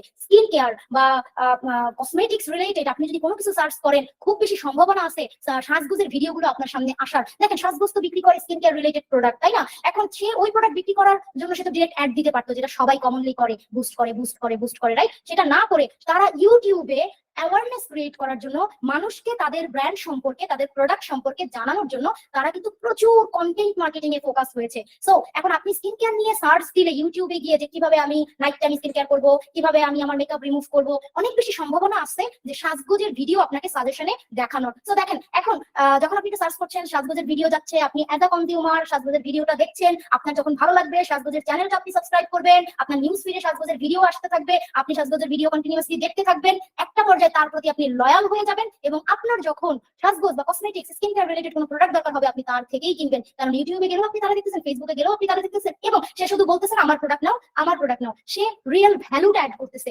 আপনার জীবনে কিছু সমস্যা সে দূর করতেছে, তথ্য দিয়ে আপনাকে সহায়তা করতেছে। তো আপনি যে ইন্ডাস্ট্রিতেই আসেন না কেন, আপনি যদি একটু অ্যানালাইসিস করেন, আপনি আপনার জন্য কন্টেন্ট মার্কেটিং কিভাবে করবেন সেটা আপনি বের করতে পারেন, এবং সামনেও কিন্তু আমরা দেখবো, এবং আমি ওই জায়গাটাতেই ফোকাস, যে কন্টেন্ট মার্কেটিং করে আপনি কিভাবে আপনার অডিয়েন্স বিল্ড করবেন, আপনি কিভাবে আপনার ফানেলটা বিল্ড করবেন। সো ইউটিউব আপনার জন্য একটা এভারগ্রিন প্ল্যাটফর্ম হতে পারে, এভারগ্রিন ফানেল বিল্ড করে দিতে পারে, যদি আপনি সেটাকে ইউজ করতে পারেন। ওকে, এরপর লিঙ্কডইন হলো তাদের জন্য ভালো কাজ করবে যারা B2B কাজ করেন, মানে যারা সার্ভিস নিয়ে কাজ করেন তাদের জন্য ভালো কাজ করবে। এটা প্রোডাক্ট যারা কাজ করেন প্রোডাক্ট নিয়ে তাদের জন্য ওইভাবে আসলে ভালো কোনো মানে সুইটেবল কোনো প্ল্যাটফর্ম না। আমি আবারও বলছি, এখন পর্যন্ত আমরা যে সকল সোশ্যাল মিডিয়া গুলো দেখে আসলাম, as a brand, as a business, আপনি সকল জায়গায় আপনি আপনার ব্র্যান্ড প্রেজেন্স ক্রিয়েট করতে পারেন এবং ক্রিয়েট করা উচিত, কিন্তু আপনার ফোকাস থাকতে হবে দুইটা বা একটা প্ল্যাটফর্মে যেখান থেকে আপনি আপনার অডিয়েন্সটা বিল্ড করবেন। কিন্তু আপনি ধরেন কন্টেন্ট বানালেন, যেটা বললাম যে আপনি হয়তো ফেসবুকের জন্য রিল, মানে ফেসবুকের যে রিল সেটা বানালেন, সো ফেসবুকের রিল বানাতে গেলে একই রিল আপনি ইনস্টাগ্রামেও দিতে পারেন, যেটাকে বলা হয় কন্টেন্ট রিপারপাস। আমরা কন্টেন্টের ক্লাসগুলোতে সেটা দেখবো। সেই কন্টেন্ট আপনি টিকটকে দিতে পারলেন, আপনি সেটা ইউটিউবের শর্টসে আপলোড দিতে পারলেন, মানে একটা কন্টেন্টকে যতটা অপটিমাম ভাবে ইউজ করা যায় আপনি সবগুলাই করলেন, কিন্তু আপনি ফোকাসড থাকবেন যে আমার এই প্ল্যাটফর্মের অডিয়েন্স গুলোকে আমি নার্চার করব, এদেরকে অ্যাওয়্যার করার জন্য আমি মূলত কন্টেন্ট তৈরি করব, সকল প্ল্যাটফর্মের দিকে আমি ফোকাস করব না। ওকে, সো আপনার যত সোশ্যাল মিডিয়া আছে এখানে আপনি অ্যাজ এ ব্র্যান্ড আপনি প্রেজেন্স ক্রিয়েট করতে পারেন, বাট ফোকাস প্ল্যাটফর্ম আপনার দুইটা হতে পারে যেখানে আপনি মূলত কন্টেন্ট ক্রিয়েট করবেন তাদের অ্যাক্টিভিটির উপর বা সমস্যাকে কেন্দ্র করে। সো লিঙ্কডইনে আপনি প্রোফাইল ক্রিয়েট করবেন, প্রোফাইলের এগেইনস্টে ফেসবুকের মতো একটা বিজনেস পেজ ক্রিয়েট করে নিতে পারেন। ওকে, এরপর হলো টুইটার বা এক্স হলো, এক্স বলতেছি কারণ টুইটার এলন মাস্ক টুইটার কিনে নেওয়ার পর এটার নাম হয়ে গেছে এখন এক্স। বাংলাদেশ থেকে এটার ইউজার 1.05 মিলিয়ন, এটা একটা অ্যাকাউন্ট করে নিতে পারেন। আর টুইটার মূলত আপনার অ্যাজ আ পার্সন আপনি পার্সোনাল ব্র্যান্ডিং করার জন্য করতে পারেন, যদিও বাংলাদেশে টুইটার পার্সোনাল ব্র্যান্ডিং এর জগতেও জনপ্রিয় না, ইন্ডিয়াতেও জনপ্রিয়, বাংলাদেশে জনপ্রিয় না। পার্সোনাল ব্র্যান্ডিং করার ক্ষেত্রে, বিজনেসের ক্ষেত্রে তো জনপ্রিয় নাই, বাট আপনি অ্যাকাউন্ট চাইলে করতে পারেন। ওকে, এরপর হলো কোরা একটা অনেকের কাছে নতুন প্ল্যাটফর্ম। কোরা অ্যাকচুয়ালি কোশ্চেন আনসার প্ল্যাটফর্ম, মানে আপনি প্রশ্ন করবেন আরেকজন এসে উত্তর দিবে, আপনার ইন্টারেস্টের উপর বেস করে আপনার নিউজ ফিডে বিভিন্ন প্রশ্নের উত্তর দিতে থাকবে, সেটার মাধ্যমে আপনি মার্কেটিং করতে পারেন। সেটা আমি দেখাচ্ছি, এটার এক্সাক্ট কোনো ডাটা পাইনি বিধায় আমি রাখতে পারি নাই। কোরাতেও আসলে যারা সার্ভিস ওরিয়েন্টেড কাজ করেন তাদের জন্য কোরা অনেক ভালো প্ল্যাটফর্ম হতে পারে। যেমন আমি দেখাচ্ছি, এখানে দেখেন, এখানে এই যে যেটা বললাম যে এটা একটা কোশ্চেন অ্যান্সার প্ল্যাটফর্ম। যেমন একজন প্রশ্ন করছে অনলাইন ব্যবসা কি বা নতুন ব্যবসার আইডিয়া, এখন আরেকজন এসে এখানে উত্তর দিছে বা সে তার পেজে উত্তর দিয়ে রাখছে। এখন আপনি যদি এখানে একটা প্রোফাইল ক্রিয়েট করেন, সেখানে আপনি যে নিশ নিয়ে কাজ করেন সেই নিশ নিয়ে মানুষের মনে যে প্রশ্ন অ্যারাইজ হতে পারে সেগুলো কিন্তু আপনি উত্তর দিতে পারেন। হ্যাঁ, অনলাইন বিজনেস করতে হলে একটা ওয়েবসাইট অবশ্যই প্রয়োজন কিনা, মানে মানুষের মনে অনেক প্রশ্ন আছে, রাইট? মানে গুগল থেকে কিন্তু এই প্রশ্নগুলোর আইডিয়া আপনি পাবেন যে মানুষ আসলে কি কি ধরনের প্রশ্ন করে। এই প্রশ্নগুলো যদি আপনি ওরাতে অ্যাকাউন্ট খুলে সেখানে আপনি উত্তর দেন, তাহলে যেটা হবে মানুষ যখন গুগলেও সার্চ করবে যে এটা এরকম বা এটা কি আমি জানতে চাই, তখন কিন্তু এই যে কোরার যে উত্তরটা সেটা গুগলে শো করবে। দেখেন, আপনি উত্তর দিলেন কোথায়? আপনি কোশ্চেন আনসারের উত্তর দিলেন কোরাতে, আপনার অ্যাকাউন্টে, কিন্তু গুগল তার সার্চে গিয়ে ওখানে যখন মানুষ সার্চ করবে তখন দেখাবে। সো এটা আসলে মূলত প্রোডাক্টের থেকেও যারা সার্ভিস নিয়ে কাজ করেন, যেমন যারা লয়ার আছেন, যারা মানে ডক্টর আছেন, বা যারা বিভিন্ন সার্ভিস নিয়ে কাজ করেন, অ্যাকচুয়ালি যেটা মানে মানুষকে জানানোর মতো অনেক কিছু আছে, সেগুলো নিয়ে কাজ করেন, আপনি আপনার যে নিশ, সেখানে আমি তো মনে করি যারা বেকিং নিয়ে কাজ করেন, মানে বেকিং ইন্ডাস্ট্রিতে, সেখানেও মানুষকে জানানোর অনেক কিছু আছে। এটা আসলে আপনি ব্রেনস্টর্মিং করে বুঝতে পারেন গুগলে মানুষ কি ধরনের প্রশ্ন করে, সেটার উপর ডিপেন্ড করে এসে কোরাতে আপনি উত্তর দিতে পারেন। এবং এখানে আপনি প্রশ্নটার উত্তর দিয়ে বা আপনি যেখানে উত্তরটা দিলেন সেটার নিচে কিন্তু মানে এখানে যদিও উনি দেয় নাই, বাট এখানে আপনার সোশ্যাল মিডিয়া, আপনার ওয়েবসাইট সবকিছু লিংক করে দিতে পারেন। তো মানুষ, আপনার দরকার কি ট্রাফিক, আপনার দরকার কি অডিয়েন্স, আপনি এখান থেকে অডিয়েন্স আপনার প্ল্যাটফর্মে নিয়ে যেতে পারেন। ওকে, বাংলাদেশে এটার ওইভাবে ইউজ নাই, ওইভাবে ইউজ করে না, ঠিক আছে? দেখেন, মানুষ কিন্তু মানে উত্তর দিচ্ছে এবং তার নাম্বার দিয়ে দিচ্ছে, তার জায়গায় নিয়ে যাচ্ছে। বাট চাইলে আপনি এখানে করতে পারেন। অনলাইন বিজনেসের জন্য সঠিক নিশ বের করবেন কিভাবে, মানে যার যেখানে দরকার যেভাবে, এটা আসলে সেভাবে ইউজ করা যায়। তো মোট কথা হলো, এটা সম্পর্কে অনেকেই জানে না, বাট চাইলে আপনি আপনার বিজনেসের জন্য কোরাকে ইউজ করতে পারেন। এখানে যারা, আমি মনে করি কোরাতে যারা আছে তারা আবার ওই টাইপ অডিয়েন্স যারা জানতে চায়, যাদের আসলেই জানার প্রয়োজন আছে তারা। সো আপনি চিন্তা করে দেখতে পারেন যে আপনার বিজনেস থেকে কি কি জানানোর আছে, আপনি কি কি জানাতে চান, সেভাবে আপনি কোরাতেও কন্ট্রিবিউট করতে পারেন। এটা আপনার জন্য, আপনার নিজের জন্য ভালো হবে। আপনি অনেক কিছু মানে যে ইন্ডাস্ট্রিতে কাজ করছেন সেই ইন্ডাস্ট্রিতেও কন্ট্রিবিউট করলেন, আপনার নলেজও এনরিচ হলো, আবার আপনার ট্রাফিকও গেইন হলো। ওকে, এরপর হলো গুগল মাই বিজনেস। গুগল মাই বিজনেসটা প্রথমে আমি দেখাবো যে গুগল মাই বিজনেসটা কি, মানে জিএনবিটা আপনার জন্য আসলে কতটা গুরুত্বপূর্ণ। গুগল মাই বিজনেসটা আপনি সেট আপ করে নিলে আপনাকে লোকালি, আপনি গুগলে আপনার ওয়েবসাইট ধরেন নাই, আপনার ওয়েবসাইট নাই, কিন্তু আপনাকে যদি সার্চ করে তাহলে কিন্তু গুগলে খুঁজে পাবে, ঠিক আছে? ধর আমাদের ওয়েবসাইট করা আছে সেটা ডিফারেন্ট কথা, বাট আপনার যদি ওয়েবসাইট নাও থাকে, আপনাকে যদি আপনার বিজনেস লিখে সার্চ করে, আপনার যদি জিএমবি সেটআপ করা থাকে, মানে গুগল মাই বিজনেসটা সেটআপ করে, তাহলে আপনাকে খুঁজে পাবে। গুগল মাই বিজনেসটা মূলত আসলে লোকাল বিজনেস গুলোকে প্রমোট করার জন্য গুগলের একটা সার্ভিস। যেমন ধরেন আমাদের হ্যালো বিজার একটা করা আছে, এখানে ওয়েবসাইট দিয়ে দেওয়া যায়, ডিরেকশন, মানে আপনার যদি লোকাল কোনো শপ থাকে, কোনো অফিস থাকে, সেটার একদম লোকেশনটা মানুষের প্রবলেম হয়, মানুষ খুঁজে পায় না, সেটার জন্য ডিরেকশনটা বা একদম লোকেশনটা যদি আপনি পিন করে এক্সাক্ট লোকেশন দিয়ে দেন, মানুষ খুঁজে পাবে। এরপর আপনার কন্ট্যাক্ট নাম্বার যেগুলো আপনি দিয়ে দিতে চান, ডিরেক্ট এখান থেকে কল করতে পারবে। এখানে রেটিং করতে পারবে, মানে যেটা বললাম আর কি, আপনার এখানে ওপেনিং আওয়ার টাওয়ার এভরিথিং দিতে পারবেন, এবং এখানে ফটো রিভিউ, আপনার যে সোশ্যাল প্রোফাইল গুলো সবকিছু অ্যাড আপনার করে দিবে। এরপর দেখেন এখানে আমাদের হ্যালো বিজারের সাথে কিন্তু আরো অনেক কিছু আমাকে দেখাচ্ছে, পিপল অলসো সার্চ ফর। তো যখন আপনার জিএমপিটা সার্চ করা থাকবে, মানে জিএমপি সেটআপ করা থাকবে, তখন কিন্তু এই যে আপনার যে বিজনেস, সেই বিজনেস রিলেটেড অন্যান্য বিজনেসের ওখানে আপনার বিজনেসটাকে কিন্তু দেখাবে যে পিপল অলসো সার্চ ফর, মানে সাজেশনে দেখাবে, ঠিক আছে। সো জিএমপিটা সেটআপ করা থাকলে লোকালি আপনার বিজনেসটাকে প্রমোট করবে এবং লোকালি আপনার বিজনেসটাকে খুঁজে পাবে। হ্যাঁ, যেমন ধরেন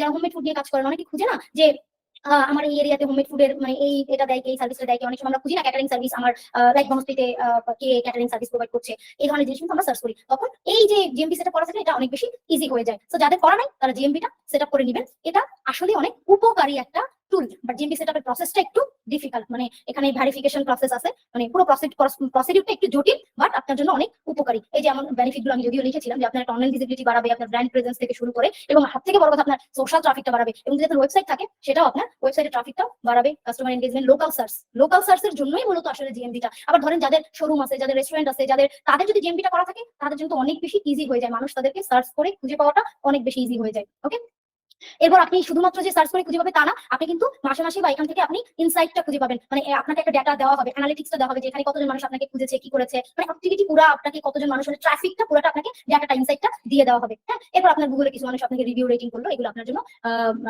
বেনিফিট, এবং আপনার এটা একটা ফ্রি মার্কেটিং টুল, আপনি কেন ব্যবহার করবেন না, যেহেতু এটা করতে কোনো টাকা পয়সা লাগে না, রাইট? সো এটা আপনার জন্য অনেক বেশি উপকারী একটা টুল। ওকে, এবং যারা অ্যাকচুয়ালি মানে বুকিং রিলেটেড, অ্যাপয়েন্টমেন্ট রিলেটেড কাজকর্ম করেন তাদের জন্য এটা অনেক বেশি সুইটেবল একটা টুল। ওকে, এরপর হলো আমরা এতক্ষণ আমরা কথা বললাম কি নিয়ে, সোশ্যাল মিডিয়া গুলো নিয়ে, রাইট? আমি একটু রিক্যাপ করি।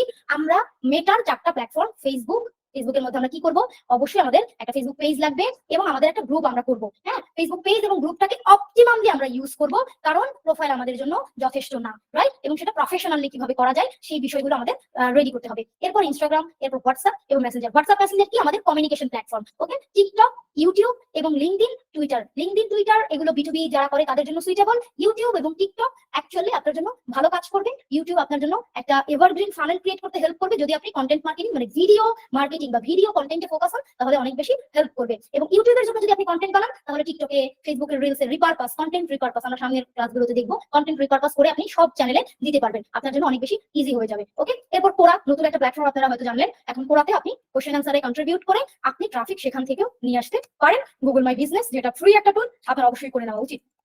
এরপর হলো ওয়েবসাইটের বেনিফিট আসলে মানে কি বলবো, মানে ওয়েবসাইটের বেনিফিট অনেক। হ্যাঁ, কারণ অনেকেই হয়তো ভাবেন যে আমার বিজনেস মাত্র শুরু করতে যাচ্ছি, আমার ওয়েবসাইটের কি দরকার, আমার ওয়েবসাইটের প্রয়োজন নাই, আমি তো নতুন, আমি স্মল। না, আপনার বিজনেসটাকে বড় করার জন্যই আপনি ওয়েবসাইট করবেন। আপনি যদি বিজনেসটাকে বড় করতে চান তাহলে আসলে আপনার ওয়েবসাইটটা দরকার, কারণ এখনকার সময়ে এসে ওয়েবসাইট আপনাকে যে কতভাবে হেল্প করবে। একটা সময় ছিল ধরেন 14 সাল 15 সালের দিকে আপনি বিভিন্ন গ্রুপে পোস্ট করলেও আপনার সেল হইতো, এখন গ্রুপগুলোতে সবাই বিক্রেতা। আমি জানি যারা গ্রুপে মার্কেটিং করেন, চেষ্টা করেন, সবাই জানেন, আপনারা মিলাতে পারছেন নিজের সাথে যে সবাই বিক্রেতা। আবার যখন আপনারা ফেসবুক পেজের রিচ সম্পর্কে সবার ধারণা আছে, আমি সামনে কথা বলবো যে ফেসবুক পেজের অ্যালগরিদম কিভাবে কাজ করে। সো মানে আপনি ওয়েবসাইট যদি এখন না থাকে অনেকগুলো সুবিধা থেকে আপনি বঞ্চিত হবেন, যেটা এখন আর সোশ্যাল মিডিয়া কভার করতে পারবে না। আজকে ফেসবুক নাই, আজকে ইনস্টাগ্রাম নাই, আজকে ইউটিউব নাই, আপনি কি বিজনেস করবেন না? আপনার নিজস্বতা বলে কি কিছু থাকবে না? থাকবে। তো সেই জিনিসটা আসলে কি, নিজস্ব প্ল্যাটফর্মটা আসলে কি, সেটা আপনার এখনই বিল্ড করে নেওয়ার সময়। হ্যাঁ, যেমন ধরেন এখানে বেশ কিছু বেনিফিট আছে, যেমন এখানে বলা আছে ক্রেডিবিলিটি এবং প্রফেশনালিজম জিনিসটা কি? একটা মানুষ বা একটা বিজনেস জাস্ট একটা ফেসবুক পেজ ক্রিয়েট করছে, সে একটা ফেসবুক পেজের মাধ্যমে বিজনেস করার ট্রাই করছে, আর একজন ওয়েবসাইটের মাধ্যমে যদি একটা বিজনেস পেজ করার ক্রিয়েট করে, ধরেন কাস্টমার সেগমেন্টেশন যদি আপনি করেন, একটা মানুষকে 2টা বিজনেস অফার করলো, যে দেখবে যে না একটা প্রফেশনাল বিজনেস প্রফেশনাল অ্যাপ্রোচ নিচ্ছে, তার দিকে অ্যাট্রাক্ট হবে, নাকি একজন যেমন তেমন ভাবে শুধু তাকে সারাক্ষণ একটা অ্যাড দেখাচ্ছে ফেসবুক পেজের মাধ্যমে, বা ফেসবুক পেজের সেন্ড মেসেজ, ওই যে আপনারা বুস্ট করেন যে সেন্ড মেসেজে ক্লিক করে আপনাকে মেসেজ করবে, চ্যাটিং করবেন, অর্ডার কালেক্ট করবেন, ওই যে প্রসিডিউরের মধ্য দিয়ে যায়। এখন যারা মূলত এনগেজড শপার, যারা মূলত অনলাইন থেকে টাকা খরচ করে কেনাকাটা করে, অনেক বেশি কেনাকাটা করে, তারা কিন্তু এই প্রসিডিউরের মধ্যে চ্যাটিং করে এই প্রসিডিউরের মধ্যে যায় না, তারা ওয়েবসাইটে যায়, তারা কার্টে অ্যাড করে, তারা অর্ডার দেয়, তারা নিয়ে আসে, সিম্পল প্রসিডিউরে তারা আসলে অনলাইন পারচেজে অভ্যস্ত। ওই চ্যাটিং করে ওই প্রসিডিউরে এখন অনেকেই আসলে অভ্যস্ত না। তো আপনার প্রফেশনালিজম প্রকাশের একটা অন্যতম মাধ্যম ওয়েবসাইট, আপনার ব্র্যান্ড ভিজিবিলিটি, অ্যাওয়ারনেস ক্রিয়েট করা, search engine visibility, customer convenience. আমি দেখাচ্ছি সামনে একটা ওয়েবসাইট ওপেন করে যে আপনি আসলে টার্গেটেড মার্কেটিং অপরচুনিটি, এটা সব থেকে গুরুত্বপূর্ণ যে আপনি টার্গেটেড মার্কেটিংটা করার সুবিধা পাবেন। আর যদি টার্গেটেড মার্কেটিং করার সুবিধা পান, আপনার সেলস এবং রেভিনিউ বাড়বে, আপনার কস্ট কমে যাবে। ওকে, আমি আগে একটু দেখাই যে আপনি আসলে একটা ওয়েবসাইট, যদিও আমি এখন ডিপে দেখাতে পারছি না, বাট আমি যদি একটু ওভারভিউ করি, যেমন ধরেন আমি চাল ডালের ওয়েবসাইটে আসলাম। হ্যাঁ, এখন যারা ধরেন আপনারা গ্রোসারি বা অর্গানিক প্রোডাক্ট নিয়ে বিজনেস করার পরিকল্পনা করছেন, হ্যাঁ, অর্গানিক প্রোডাক্ট গুলো বিক্রি করবেন, এখন আপনার নিশ কি? আপনার নিশ হইলো যে আপনি অর্গানিক প্রোডাক্ট নিয়ে বিক্রি করবেন, অর্গানিক যেই প্রোডাক্ট গুলো আছে সেগুলো বিক্রি করবেন। কিন্তু আপনার তো অনেক ধরনের প্রোডাক্ট আসতে পারে, রাইট? আপনার অনেক রকমের ভ্যারিয়েন্টের প্রোডাক্ট আসতে পারে। এখন আপনি যখন ফেসবুক পেজের মাধ্যমে কন্টিনিউয়াসলি মার্কেটিং করছেন, ফেসবুক পেজের মাধ্যমে কন্টিনিউয়াসলি প্রোডাক্ট গুলো শোকেস করছেন, কাস্টমারের জন্য সেটা কিন্তু অনেক বেশি কনভিনিয়েন্ট কিছু না, right? Say at a glance সব দেখতে পাচ্ছে না, সে পুরো জিনিসটা বুঝতে পারছে না, তার জন্য অর্ডার প্রসিডিউরটা হ্যাসেল, আপনার সাথে কথা বলতে হবে, আপনাকে নক করতে হবে, আপনি রিপ্লাই করবেন, তার অনলাইনে থাকতে হবে। অটোমেটেড না কিন্তু, দেখেন পুরো প্রসিডিউরটা কিন্তু অটোমেটেড না। বাট ওয়েবসাইটে ঢুকলে যে জিনিসটা হয়, ধরেন আপনি ফেসবুকে কি করলেন, আপনি ধরেন আপনি ধরেন হানি নাটস, সেটা বিক্রি করার জন্য ফেসবুকে অ্যাড দিলেন। এখন ফেসবুকে অ্যাড দিয়ে আপনি নিয়ে আসবেন কোথায়? আপনার যে সেলস পেজ বা আপনার যে ল্যান্ডিং পেজ, সেইখানে আপনি নিয়ে আসলেন। নিয়ে আসার পরে কাস্টমার কিন্তু যেই প্রোডাক্টে আপনি মানুষকে নিয়ে আসলেন সেটাকে একদম ডিটেইলসে দেখতে পারবে, বুঝতে পারবে, রাইট? আবার যখন আপনার একই নিশের মধ্যে অনেক ধরনের প্রোডাক্ট থাকবে, হ্যাঁ, ধরেন আপনি ফ্রুটস নিয়ে কাজ করেন, এখন ফ্রুটস নিয়ে যখন আপনি কাজ করবেন, সেখানে আপনি পুরো সকল প্রোডাক্ট গুলোকে সুন্দর করে শোকেস করতে পারছেন। হ্যাঁ, এটা আপনার জন্য যতটা মানে আপনার জন্য যতটা ইজি তুলে ধরা, আবার যে কনজিউম করছে তার জন্য অনেকটা ইজি। হ্যাঁ, তার থেকেও গুরুত্বপূর্ণ কথা হলো এই যে পুরো প্রসিডিউর, এটা কিন্তু এতটা মানে লুক্রেটিভ, যতটা লুক্রেটিভ না, তার থেকে গুরুত্বপূর্ণ হলো যে আপনি যে মার্কেটিং, ওই যে আমরা বললাম যে আপনার মার্কেটিং এ টার্গেটেড মার্কেটিংটা আপনি করতে পারবেন। আপনি তো স্মল বিজনেস, আপনার দরকার কি কস্ট কমায় আনা, আপনার দরকার কি মার্কেটিং এ যত কম টাকা খরচ করে মানে অপটিমাম ওয়েতে কিভাবে মার্কেটিং করা যায়, রাইট? এখন আপনি যখন ফেসবুকের বুস্ট বাটনে ক্লিক করে বুস্ট করে ওইটা দিয়ে আপনি মার্কেটিং করতে যাচ্ছেন, তখন যে প্রবলেমটা হচ্ছে, ফেসবুক কি করে, আপনি এটা পোস্ট করছেন, পোস্ট করে আপনি সেন্ড মেসেজ দিচ্ছেন, অথবা কল বাটন অ্যাড করে দিচ্ছেন, অথবা হোয়াটসঅ্যাপ বাটন অ্যাড করে দিচ্ছেন, এটাই তো সিনারিও, রাইট? আপনি ওটাকে বুস্ট করে দিচ্ছেন, ফেসবুক ওটাকে বুস্ট করে দিচ্ছে, ভালো কথা। এখন মেসেজ যদি দেন, মানুষ আপনার সাথে চ্যাটিং করছে, আপনি হয়তোবা যারা আগ্রহী হয়েছে সেখান থেকে ডেটাগুলো নিয়ে আপনি, বেশিরভাগ মানুষ যেটা করে ওখান থেকে ডেটা আপনারা কালেক্ট করেন না, ওই পেজেই থেকে যায়। যারা ওই অর্ডার কনফার্ম করে সেই ডেটাগুলো হয়তো আপনারা একটু ওখান থেকে কালেক্ট করেন। হ্যাঁ, এখন আমি ধরে নিলাম আপনারা নিজেরা ম্যানুয়ালি কাজটা করলেন, কিন্তু ম্যানুয়ালি কাজটা করলেও তো কাজটা আপনার জন্য অনেক সময় সাপেক্ষ বিষয়, এবং আপনি পরবর্তীতে যখন আবার ফেসবুককে অ্যাড দিতে বলবেন, হ্যাঁ, ওই সেম মানুষকে কিন্তু ফেসবুক অ্যাড দেখাতে পারবে না। ফেসবুকের কিন্তু যখন অ্যাড দেখাতে যাবে, ফেসবুক আবার যারা নিয়েছে তাদেরকেও দেখানো শুরু করবে। হ্যাঁ, সো ফেসবুক ক্লাসিফাইড মানে আলাদা আলাদা করে অডিয়েন্সকে দেখাতে পারবে না, কারণ ফেসবুকের কাছে এক্সাক্ট কোনো ডেটা থাকবে না। যেমন ধরেন আমি একটা ওয়েবসাইটে ক্লিক করলাম, চাল ডালে আমি ঢুকলাম, ঢুকে আমি এইটাতে ক্লিক করলাম, এটা আমার ভালো লাগলো, ধরেন আমি ডিটেলস দেখতে চাইলাম, আমি এখানে আসলাম। হ্যাঁ, এখন ভিজুয়ালি এটা খুবই সুন্দর, কারণ আমি সব তথ্য পাচ্ছি, এটা না হয় কাস্টমারের জন্য খুবই কনভিনিয়েন্ট, এটা একটা আলাদা সুবিধা। কিন্তু আপনার জন্য কোনটা সুবিধা দেখেন, এখানে যদি আমার একটা ওয়েবসাইট থাকে, তাহলে আমি যেটা করতে পারবো, পিক্সেলটা সেট আপ করে নিতে পারবো আমার ওয়েবসাইটে।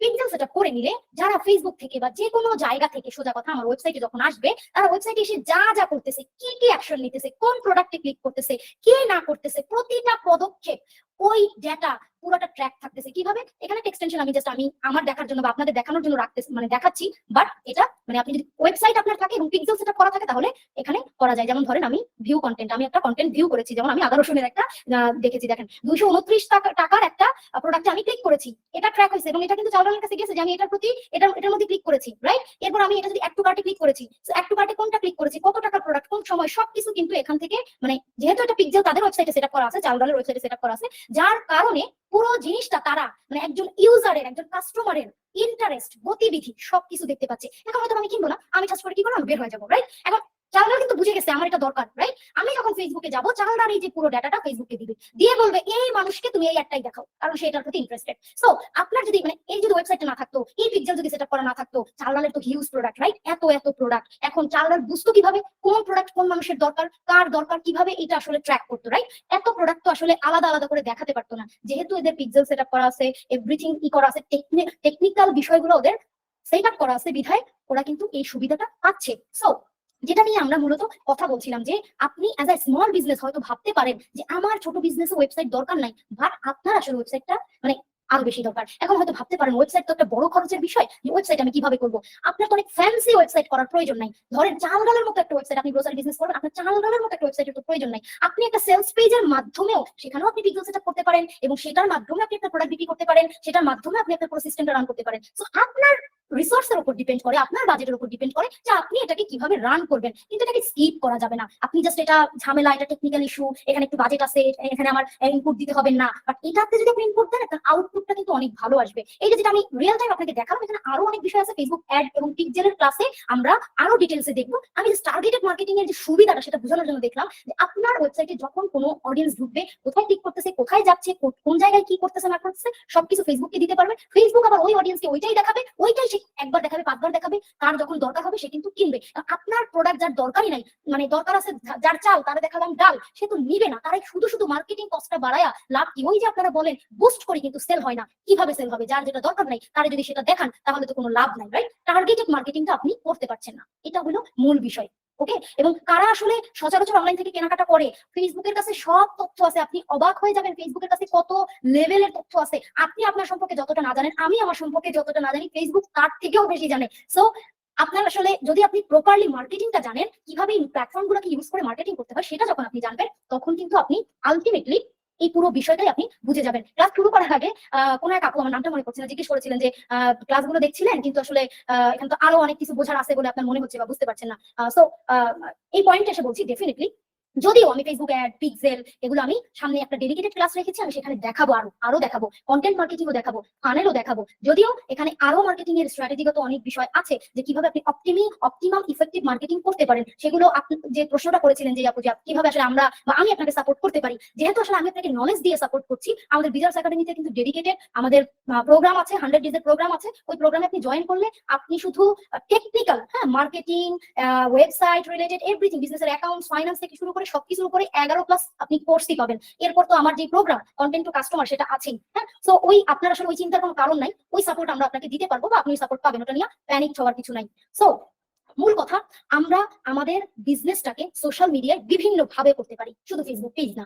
আমার দরকার কোথায় কোথায় আমার যেতে হবে, কিভাবে যেতে হবে, এই জিনিসটা বোঝা। সেটা কি ফেসবুক পেজ, সেটা কি ইনস্টাগ্রাম, সেটা কি টিকটকের অ্যাকাউন্ট, সেটা কি ইউটিউব, সেটা বোঝা। এখন আপনার বিজনেসের টাইপটা কি, আপনার কাস্টমার সেগমেন্ট কারা, শুধু বিজনেস টাইপ দিয়েও ডিফারেন্সিয়েট আসলে করা যাবে না। হয়তোবা আপনি ফ্যাশন ইন্ডাস্ট্রিতে কাজ করেন, কিন্তু আপনি ফ্যাশন সেগমেন্টে কাজ করলেও আপনার নিশ এমন একটা নিশ যেটা কাস্টমার সেগমেন্ট এমন যে যারা আসলে ইনস্টাগ্রামে নাই।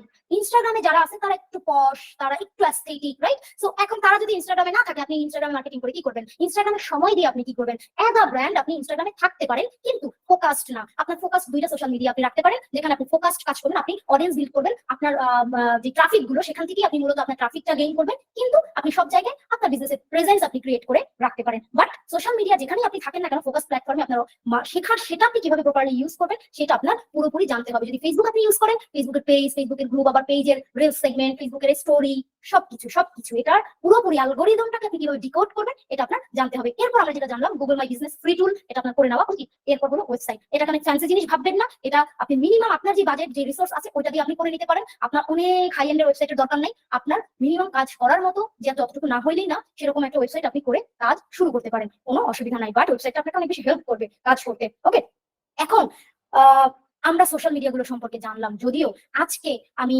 কন্টেন্ট মার্কেটিং এর স্ট্র্যাটেজি বা ফানেল বিল্ডিং নিয়ে ওইভাবে কোনো কিছুই বলি নাই বা বলা সম্ভব না। কারণ আপনি যদি যেটার মধ্যে কন্টেন্ট মার্কেটিং করবেন, যেটার মধ্যে আপনি ফানেলটা বিল্ড করবেন, সেটা যদি আপনি আলটিমেটলি না জানেন, না বোঝেন, সেটা ওভারভিউটা আপনার মাথায় না থাকে, তাহলে আসলে আলটিমেটলি ওটাকে আপনি ইউজ করতে পারবেন না, রাইট? তো সেটা আমরা এতক্ষণ জানলাম, কিন্তু এই সোশ্যাল মিডিয়াটা আসলে কিভাবে চলে, কিভাবে কাজ করে, এটা আপনাকে একটু বুঝতে হবে। আদারওয়াইজ আপনি যেই প্ল্যাটফর্মে যান না কেন, আপনার কাজ করতে আপনি সুবিধা পাবেন না। ওকে, আমরা এতক্ষণ যেটাই জানলাম, ধরেন আমি ধরে নিলাম আপনি ফেসবুকে যাবেন, হ্যাঁ, আপনি ডেডিকেটেড ফেসবুকে ফোকাস। এখন আপনাকে জানতে হবে ফেসবুক কাজ করে কিভাবে। ফেসবুকে যে আপনি কাজ করবেন, কন্টেন্ট মার্কেটিং করবেন, কিন্তু সেটা কিভাবে কাজ করে। ফেসবুকে ধরেন আপনি যে পোস্ট করছেন, রাইট, আপনি ফেসবুকে বিভিন্ন কন্টেন্ট দিচ্ছেন। এই যেমন ধরেন আমাদের রিয়েল টাইম উদাহরণ দেয়, আমাদের গ্রুপে অনেকে পোস্ট করছেন না, অনেকের পোস্টে দেখবেন যে রিয়াকশন আছে, মানে লাইক আছে, কমেন্ট আছে, এবং অনেকের পোস্টে লাইক নাই, কমেন্ট নাই, কিছু নাই। এখন এটা কেন নাই, কারণটা কি? ফেসবুকের সাথে কি আপনার শত্রুতা, বা যারা এখানে আসছে তাদের সাথে কি মানে ওনার শত্রুতা? এরকম তো কিছু না, রাইট? আপনি কি পোস্ট করছেন, আপনি কি দিচ্ছেন, ইনপুটটা কি দিচ্ছেন, ওইটাই মূল জিনিস। মূলটা হলো কন্টেন্ট। আপনি কি লিখছেন, আপনি কি ছবি দিচ্ছেন, এইটা হলো মূল জিনিস। সো সেটাকে আপনি কিভাবে এনগেজিং করবেন, সেটার মধ্যে কিভাবে অ্যাপিল ক্রিয়েট করবেন, সেটা আমরা সামনে জানবো। কিন্তু মূল কথা হলো সোশ্যাল মিডিয়ার অ্যালগরিদমটা আপনি যদি সর্বোচ্চ ভাবে কাজ করাতে চান, আপনার অবশ্যই কন্টেন্টটা যেটা বানাচ্ছেন, যেটা দিচ্ছেন, ওইটার প্রতি ফোকাস হতে হবে। ওটা যেন মানুষকে কানেক্ট করে। আমি দেখা মাত্রই যেন স্ক্রল করে চলে না যায়। হ্যাঁ, এখন কিছু মানুষ তো অবশ্যই থাকবে, রাইট? যেমন আমাদের ওয়ার্কশপে অনেক মানুষ জয়েন করে, অলরেডি এখনো হয়তো যুক্ত আছে, তারা যুক্ত আছে তো আছেই, তারা সাইলেন্ট মেম্বার, তারা অ্যাসাইনমেন্ট হয়তো করে না, তারা ওয়ার্কশপে একটা কথাও হয়তো বলে না, তারা সাইলেন্ট মেম্বার, তারা ওই সোশ্যাল মিডিয়া তো সাইলেন্ট, এখন সেটা আলাদা কথা। কিন্তু বেশিরভাগ মানুষের নেচার কি? রিয়াক্ট করা, কিছু একটা বলা, কিছু একটা সে করবে, কোনো একটা অ্যাকশন সে নিবে, রাইট? সো যারা এই ধরনের মানুষ, তারা যেন আপনার পোস্ট, আপনার কন্টেন্টটা দেখে কোনো একটা অ্যাকশন টেক করে, ওইটা হলো আপনার মূল দায়িত্ব। গা ছাড়া ভাবে যা খুশি পোস্ট করলে তো আপনার কোনো লাভ নাই। হ্যাঁ, আপনি যখন আপনার ফেসবুক পেজ থেকে পোস্ট করবেন, তখন অবশ্যই আপনার খেয়াল রাখতে হবে আপনি যে ছবি পোস্ট করছেন, যে ভিডিও পোস্ট করছেন, যে লিখছেন, যে কন্টেন্ট, সেটা কি মানুষকে কানেক্ট করছে, এনগেজিং কিনা। এখন এনগেজিং কিভাবে করবে সেটা সামনের আলোচনা, সেগুলো সামনে জানবো, বাট মূল কথা হলো এনগেজিং কিনা, কানেক্ট করছে কিনা। কারণ সোশ্যাল মিডিয়া বা ফেসবুক, যখন আপনি ফেসবুকে পোস্ট করেন, সহজ বাংলায় যদি বলি, ধরেন আপনার পেজে 1000 লাইক বা ফলোয়ার আছে। হ্যাঁ, এখন এই 1000 ফলোয়ারের কাছেই কিন্তু আপনার পোস্টটা যাবে না, যেহেতু ফেসবুকের অর্গানিক রিচ নাই বললেই চলে। ধরে নিলাম 100 জনের কাছে যাবে, 100 জনের কাছে যাওয়ার পরে আপনার ওই 100 জন, যদি 100 জনের মধ্যে ধরেন 20 জন মানুষ আপনার পোস্টটা ভালো লাগলো, এনগেজ হইলো, লাইক করলো, কমেন্ট করলো, লাভ দিল, কিছু একটা, কোনো একটা ভাবে সে কানেক্ট হলো। কানেক্ট হওয়ার পর ফেসবুক কি ভাববে যে না, এই পোস্টটা তো এনগেজিং, পোস্টটা তো মানুষ পছন্দ করছে, মোট কথা হলো মানুষের ভালো লাগছে। তাহলে কিন্তু ফেসবুক এটাকে পরবর্তী আবার ধরেন 100 জনকে দেখাবে। যদি পরবর্তী 100 জনের মধ্যে আবার কিছু মানুষ ওটার সাথে কানেক্ট হয়, তাহলে পরবর্তী 100 জনকে দেখাবে।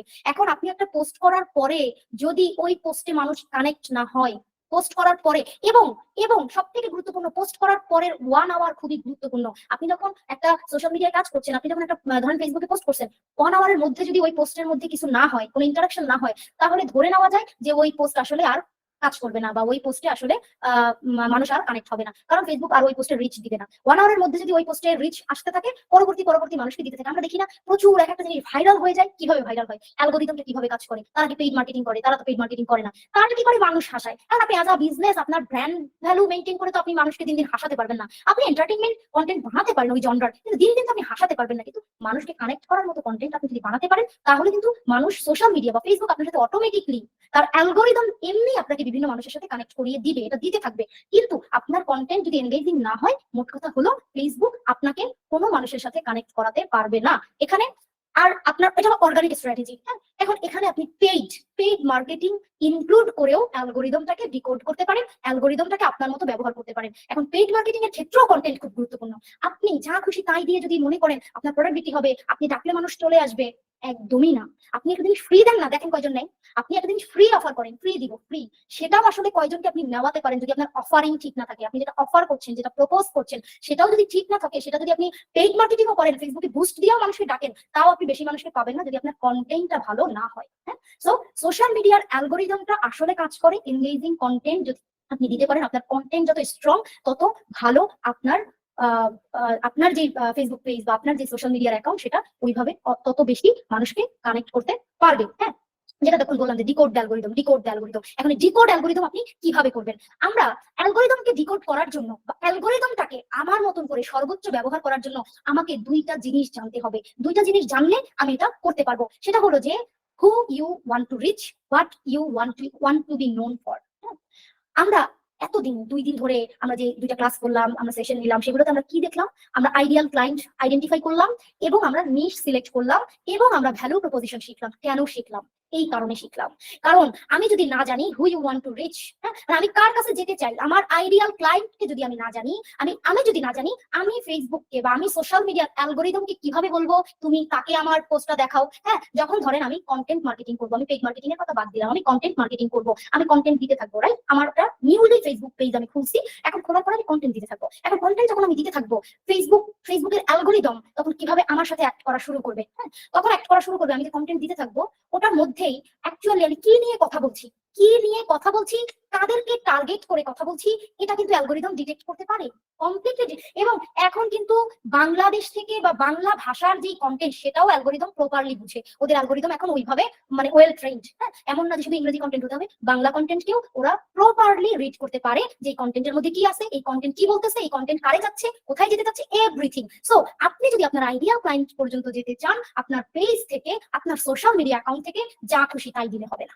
যা খুশি তাই দিলে চাইলে হবে না। আমি বেশিরভাগের দেখি, অনেককেই দেখি এই জিনিসটা করতে, একটু লাইক, একটু লাভের জন্য, মানে একটু রিয়াক্ট পাওয়ার জন্য, মানে তার সাথে রিলেভেন্ট না এরকম অনেক জিনিস সে তার বিজনেস পেজ থেকে পোস্ট করতে থাকে। আপনার আলটিমেট উদ্দেশ্য কি বলেন তো? আপনার আলটিমেট উদ্দেশ্য কনভার্সন ঘটানো। কনভার্সন ঘটানো মানে হলো ক্লায়েন্ট বানানো, ক্লায়েন্ট বানানো।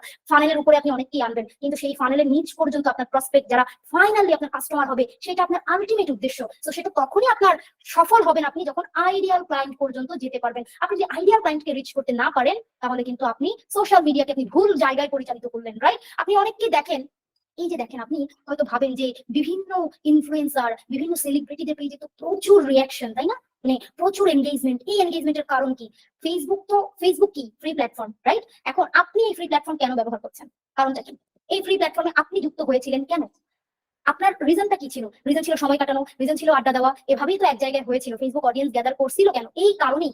আজকে কি আসলে ফেসবুকে কিছু আর ফ্রি আছে? কিছুই ফ্রি নেই। আমি ফেসবুক ফ্রি ইউজ করতেছি, কিন্তু আপনার ডাটা ফেসবুক আরেকজনকে বিক্রি করে দিয়েছে, আমার ডাটা আরেকজনকে বিক্রি করে দিয়েছে। মানে যারা পেইড মার্কেটিং করছে তারাই বিক্রি করে দিয়েছে। তো আপনি আমি তো ফ্রি নাই। হ্যাঁ, তো যারা সেলিব্রিটি আছে, যারা ইনফ্লুয়েন্সার আছে, তারা কি করতেছে? কন্টেন্ট দিচ্ছে। তারা এনগেজিং কন্টেন্ট দিতেছে। এনগেজিং কন্টেন্ট দিয়ে তার যে পেজ বা তার প্ল্যাটফর্মে তাদের সাথে মানুষকে কানেক্ট করতেছে। এখন তাদের কন্টেন্টের জোর আছে। আবার ফেসবুক বুঝে গেছে, তার অ্যালগোরিদম বুঝছে তারা ইনফ্লুয়েন্সার, তারা কন্টেন্ট ক্রিয়েটর, তাদেরকে রিচ দেওয়া যায়। তাদেরকে রিচ দাও, তাদেরকে রিচ দিলেই তো মানুষ এই প্ল্যাটফর্মে, কারণ তাদেরকে কারা দেখে? তাদেরকে আপনি আমি দেখি, রাইট? আপনি আমি দেখি। ফেসবুক কি চায়? তার প্ল্যাটফর্মে মানুষ বেশিক্ষণ থাকুক। আপনি আমি যত বেশি থাকবো, তত বেশি ওই কন্টেন্টের ফাঁকে ফাঁকে অ্যাড দিতে থাকবে, তত বেশি অ্যাড দেখাতে থাকবে। এখন আপনি আমি যদি দেখাই বন্ধ করে দেই, ওই সেলিব্রিটি যদি তৈরি না হয়, ওই ইনফ্লুয়েন্সার যদি তৈরি না হয়, তাদেরকে দেখা যদি বন্ধ করে দেই, অ্যাড গুলা কখন দিবে, রাইট? তার ব্যবসা কখন হবে? হবে না তো। সো ওই ইনফ্লুয়েন্সার ক্যাটাগরিতে যারা আছে, যারা সেলিব্রিটি ক্যাটাগরিতে আছে, তাদেরকে অ্যালগোরিদম জানে, তাদেরকে রিচ দেয়। কিন্তু তারা যখন কোনো পোস্ট, মানে তারা যদি কোনো ওয়েবসাইট প্রমোট করে, ডিরেক্ট যে ওয়েবসাইট থেকে কেনেন, এই একটা অ্যাফিলিয়েট লিংক প্রমোট করে, আপনি তো জানেন না যে ওই অ্যাফিলিয়েশন লিংকটা থেকে কয়টা কেনা বেচা হয়? হয় না,